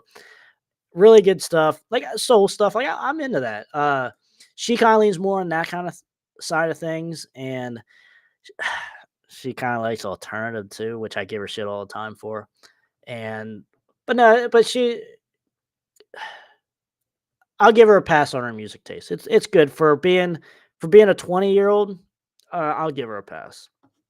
So, but no, they didn't want to make a cameo. They didn't want to come on here and yeah. Speaking of cameo, I'm a big fan of Cameo. The artist. Word up, baby. That kind of shit. Candy. Oh, that's a good album. I have that album over there too. Really good. But yeah, they didn't want to come on, so I said, "All right, get the hell out of here. Go to your show." I didn't really feel like going to a show tonight, so I thought, I'd rather hang out here with you guys. So good deal. Oh man, let me check here if I want to. Do I have anything else? Oh, actually, this was actually kind of a joke, but not really, because my mom She loves Conway Twitty. So I did end up picking this up for her, for me. But I bought this one here because the one song on here, "I'd Love to Lay You Down," really good. I mean, old country's cool. I can get down with some old country. Even like up country up until like 2005, like Montgomery Gentry even, you know, Big and Rich is cool. I can dig Big and Rich. But yeah, it's all good. I mean, it is what it is. Now the country that they call it country now, man, it's really hit and miss, and usually it's a miss. But when you go to Texas Roadhouse, I guess I'd rather listen to what they play on Texas Roadhouse, like their Texas Roadhouse radio. All the new shit. They play some old shit there too sometimes. Than say any like the mainstream rap or whatever. I'd rather hear the country stuff than that than rap and stuff. But hell, I mean, like even Young MC, like I have his shit over here. Vanilla Ice, License to Ill is very good. I'm cool. I'm cool with that shit. Is it my favorite? No, but man, I pop that in once a year or so and get down with it. Yes, Lucy, 70s had some cool rock. They did. It's just not nothing that I really own. Yes, I do have some Nazareth, some Led Zeppelin, shit like that. I got your main ones, but that's just something I don't dive into as deep as like the hair metal, just 80s in general. But because like whenever I see Michael Kelly Smith at the Music Expo, he's always looking for 70s shit, and I'm like, I can't really hold a conversation with you like I can like 80s stuff, And it's funny because he's like, I can't really hold a conversation with you with the 80s stuff, like with you, but that's understandable because he was out doing his own thing in the 80s. So like, he can't really know like every band that was going on at the time either, because he's doing his thing, he's doing his band. So that's understandable. And obviously his influences were from the 70s. So, it's just funny to think like when I hear that though, I'm like, what? You don't know who XYZ is, or you don't know who, Lord Tracy is or Jet Boy, shit like that. And it's just crazy. But he tells me some Heaven Edge stories though. He tells me some stuff like because obviously they're from like Philly and stuff too. Sick Vicky, and Rough House. Good stuff. Angel, today's country music is more pop country than true country music. I agree. Well, it's kind of like a mixture of pop country, but like there's like rap in it though too. That's what I don't like. The rapping kind of weird shit going on like in the country.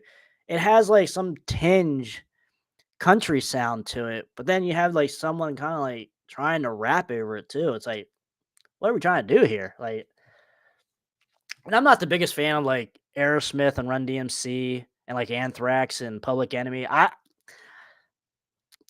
don't really care for that kind of stuff. Now, actually, funny enough, I do like King of the Hill, like the band King of the Hill, which they were kind of like more like dance hair metal, if that makes sense. And then even like Bang Tango was like funky hair metal, and or funky sleaze a little bit, and I like it like that. Like that sounds good when they sell that really good.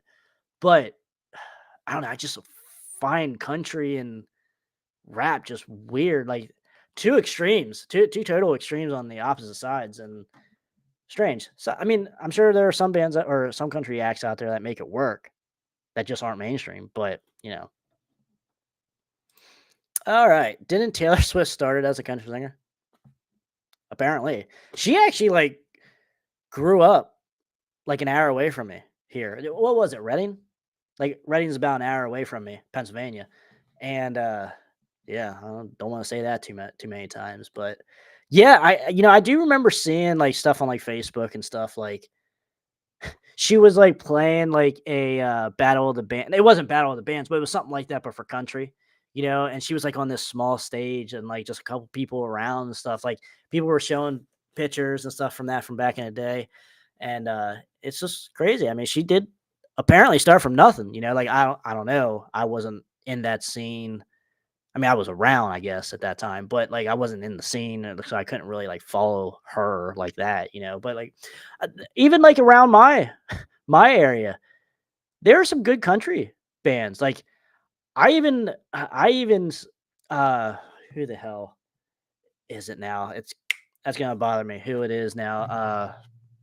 Let's see. And it's gonna. I'll give you guys a recommendation. A local guy around here that's really actually pretty good. That you should check out there because I even offered. I said, hey man, if you want to come on to the show sometime and talk, like yeah, like an interview, even an interview, and or just talk about rock or whatever and shit. You're more than welcome to because like I'm impressed because like he only has an EP I think out now, but uh, Grant. Oh man, that's gonna bother me. I can't find it right now. Oh my gosh. Let's see. Let me go to my liked videos. It might actually be under a liked video if I'm smart enough. I did that. Nope, I don't see it. Okay, I will have that for you next time. Just remind me, and I'm sure it will come up on my YouTube at some point here. Now that I'm talking about, because your phone listens to you, so it will come up. Lucy, no rap and roll. That rolls off the tongue, but no, no, ma'am. So no, thank you. Uh, I mean, if it's fun though, I'm cool with it. I, will I go out and buy it? Probably not. That's the difference. So yeah, I don't know. If we're yeah, I could. I guess so. I did put it together a couple songs here. If you guys want to chat this, that we can finish out the night here. Just ask a couple song or ask a couple questions. If that is too loud and you guys can't hear me, that would be a problem. Maybe not though. Maybe just we'll hear good music instead of me talking the whole night. But so what we got here playing now is Fire and Ice from XYZ. So check that out from the album Hungry. Absolutely great album. And oh gosh, so one of the guests that was supposed to come on, well, not supposed to come on. It's just I sent out an open invitation to a couple other channels, and they were like, hey, because they got some other stuff going on. I say, hey, if you guys get done early or whatever, you're more than welcome to pop in and hang out with us. And one of them just texted me and said, I will be done in another 90 minutes. And I said, whoa, another 90 minutes. Damn. I don't know if I'm going to do a marathon tonight, but we will get him on a live show soon and just another show in general. But scheduling has been a little bit of an issue, so but we'll get together again soon. It's always fun doing videos with him. So, and that's Brian from Hairband Basement. Check him out on X or Twitter. He's doing a radio show right now, so that is why he is tied up. But we'll see though. Do I have it? I mean, Chris Elliott always comes on, whenever we want to do an album review. I know he's out playing. Chris Elliott from 86 Bullets.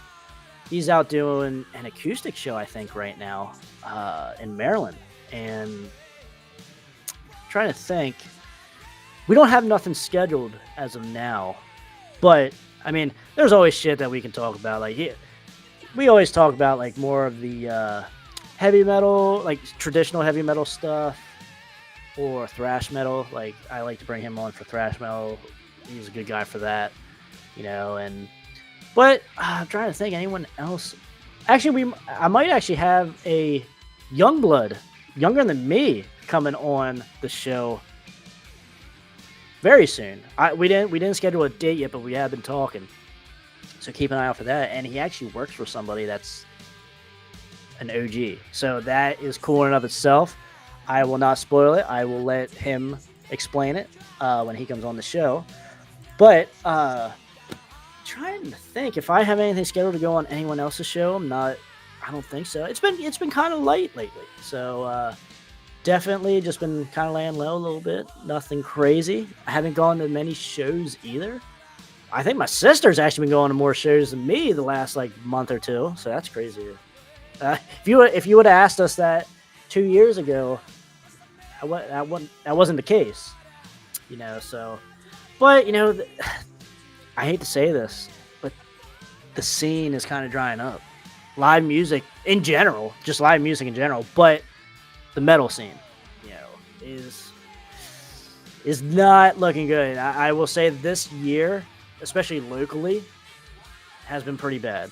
You know, as far as like, because I remember when I like 3 years ago, 4 years ago, there was a show going on like that I was generally really interested in going like at least every other weekend, if not every week. There was something to do. Now, man, like we're lucky if I see something like once a month, you know, and it just sucks. All right, Angel, you heading out then, brother? So great talk. Yeah, I'm looking forward to doing this. I will say, might not be an every Friday night thing, but at least every other week or so, at least 2 times a month, we can do this. I like this format. I think it's pretty cool. It's more real too. You know, it's not so much, yeah, editing and stuff. Like I don't mind editing. That's cool. I'm cool with that. But I think it's just cooler to talk to you guys, like what is on your mind, like right now, and what is on my mind right now. I think that's cool because like sometimes it takes like a week or so to get a video out. By the time I do it, or by the time I do it, you know, listen to the album or what have you, and then you know just kind of figure out what I want to say and such. No filter going on right now. That's what's cool because like kind of when you do like pre-recorder stuff, you kind of have an idea of what you're saying, you know, or whatever. It kind of can filter some stuff out. But here, man, we're live. We're all good. This is raw. Live in the raw tonight. So. But thank you for watching, Angel. I appreciate it. Thanks for commenting, too. It's been fun. I hope to see you soon. And thanks for subscribing. Thanks for hanging out, brother. All right. Anything else? Let's see. What else we got here? We'll play one more song here. What do you guys want to listen to? A slower song or a more upbeat song for Friday night? What do you think? More ballady type feel or more of a rocking song? My Religion from McQueen Street. Great band. Great band, great album too. Really unforgotten. Do I want to say certainly a top 50 album of hair metal? That's one of my Easter eggs I'll give you guys for the future for the my top 50 hair metal album. The Queen Street, their debut album, is a top 50 metal album. Where does it rank though? That's the real question. It's on the list with 50 so many spots.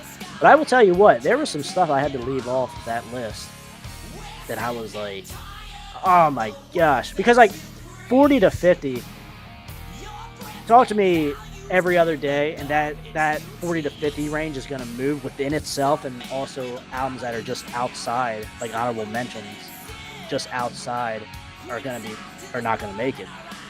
So, you know, it is what it is. So let's, great album though.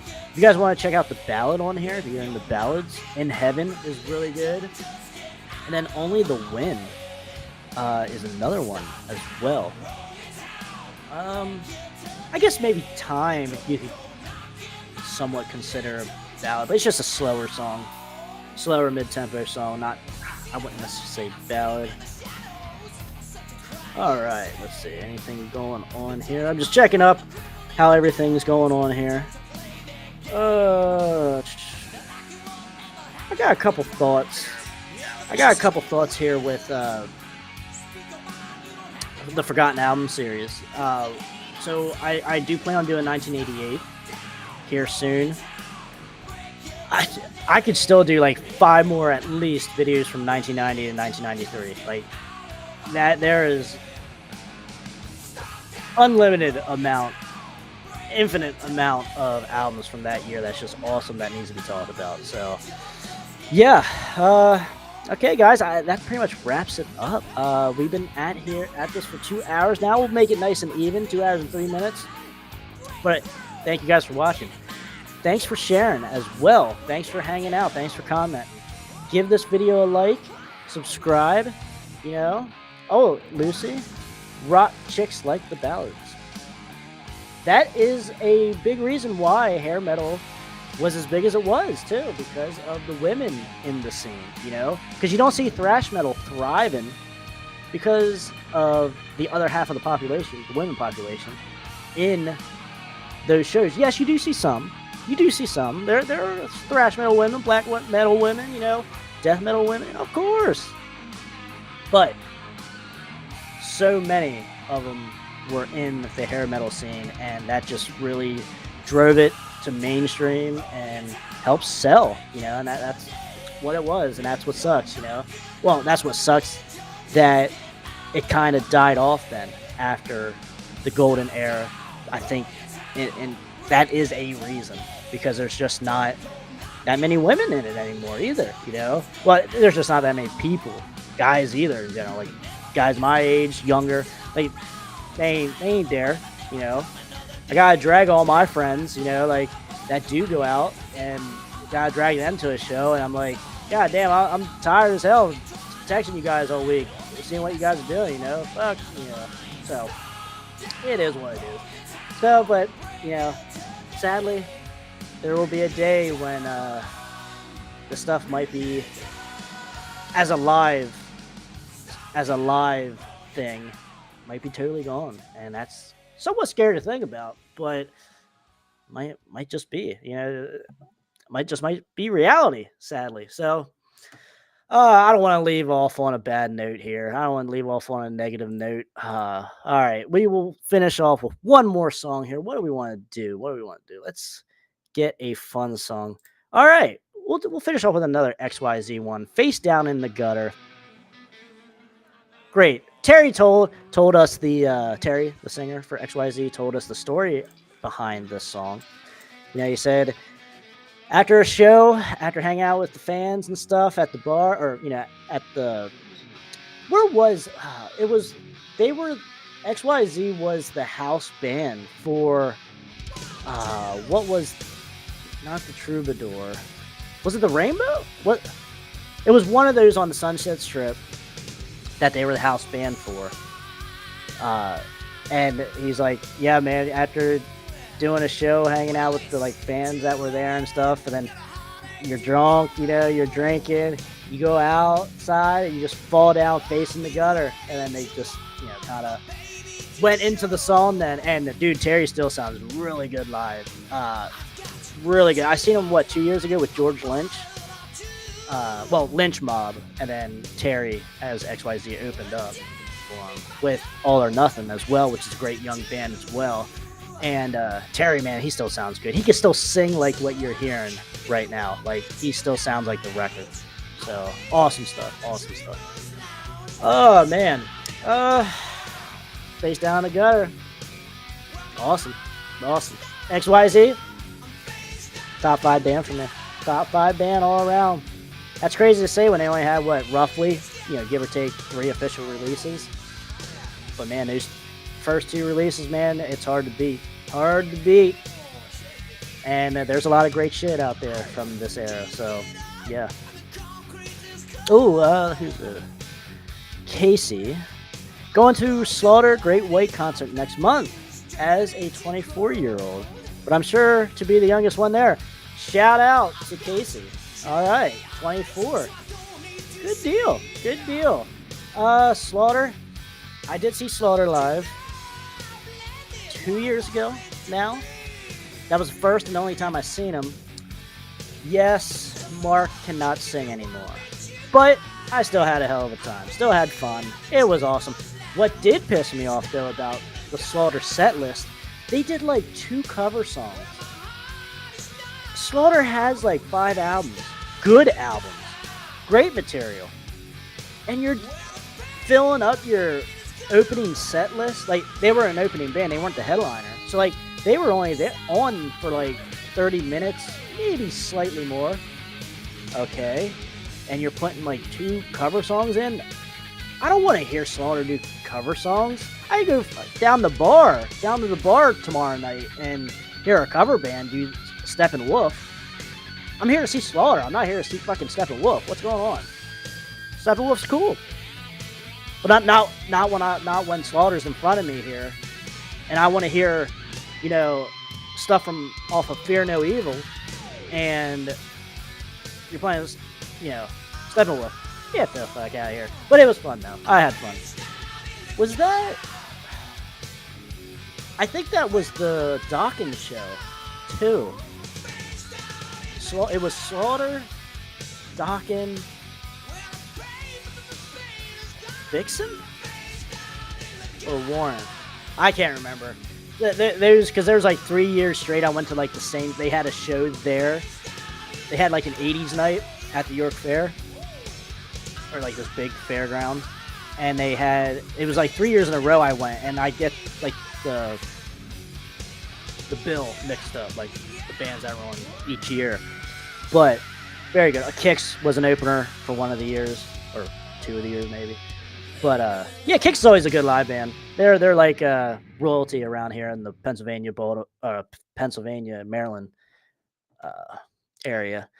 So yeah, but shout out to Casey. Have fun at the show. I never seen Great White live though. That is, well, I guess technically now that Jack Russell has passed, there's only one Great White now that does live shows, and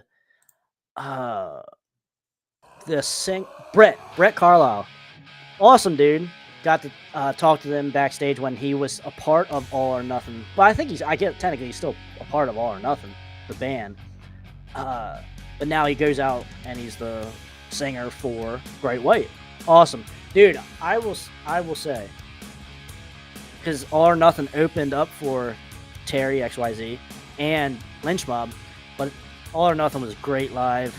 Dude, they did Tora Tora. They did like some of these like very forgotten songs, you know, shit that was in my wheelhouse. I was like, they did Tora Tora. I'm trying to think some of the other ones that they did. I was like super impressed that they did and that they even would have known, you know. Great band. Check them out. All or Nothing. Trying to think, one of the songs that they have, I think they might have a music video for it, Freak Show. Check that out. Really cool. What you're listening to now is Shot From My Gun, Brittany Fox. What was the other one? What was I going to say about Great White? Oh, but yeah, I never seen Great White, but I wouldn't mind seeing him with Brett because like he's good. He's a good singer. But I don't know if I ever really, when I heard him sing, I'm like, oh yeah, Great White. They actually probably did Rock Me, I think too. They did do a Great White song. I'm pretty sure of that when I seen All or Nothing. So, yeah. He certainly can sing. There's no doubt about that. But Jack Russell kind of sounds like only like Jack Russell though. Yeah, that's sucks, you know, but no, that's cool. Younger guy doing the thing. Whatever we gotta do to get more people into it, I'm cool. I'm cool with. I don't care. So, what do we got here? So yeah, have fun, Casey. That's awesome. Lucy, XYZ, yes, awesome stuff. Lucy knows what's good. She's cool. What do we got here? Yeah, I guess most people, I guess we are pretty much wrapping it up though now, guys. Thank you for watching. I will try to do the outro again here now, but I appreciate you guys commenting, hanging out with us. Cheers with my Babylon Shakes. Check them out. That's a newer band as well. They're going to be releasing an album here soon. They got back together, apparently. Very bluesy, hard rock, really good stuff. Like a better, no, not better Black Crowes, but like along the lines of Black Crowes and stuff like that. But like really, really good stuff there. They have music videos as well, so just type in Babylon Shakes, and I'm sure you'll see a couple music videos. That's pretty much all I got for you guys. So keep a lookout for the Unforgotten series and some other cool stuff coming down the line, interviews and such. But thank you for watching. Thanks for hanging out for 2 hours with me. Next week, or next time we do this live in 2 weeks or so, hell, maybe even next week if nothing's planned, I might do another one next week. We might kick it back an hour later, so maybe we can get more people, more guests in later in the night when there's really nothing going on later at night. I was just this was kind of like the pilot episode, if you will, just kind of like a test run here and just see what it looks like, see if the computer, anything was, no issues there. Everything ran good, I think, so far tonight. So good stuff. So good stuff. But definitely Thank you guys for watching. Subscribe, share this out if you guys want to keep these great, just metal genre alive. The new bands, old bands, keep them alive. Keep them not forgotten any longer. That's what we like to do here. Thank you guys for watching and commenting. Subscribe for more. Until next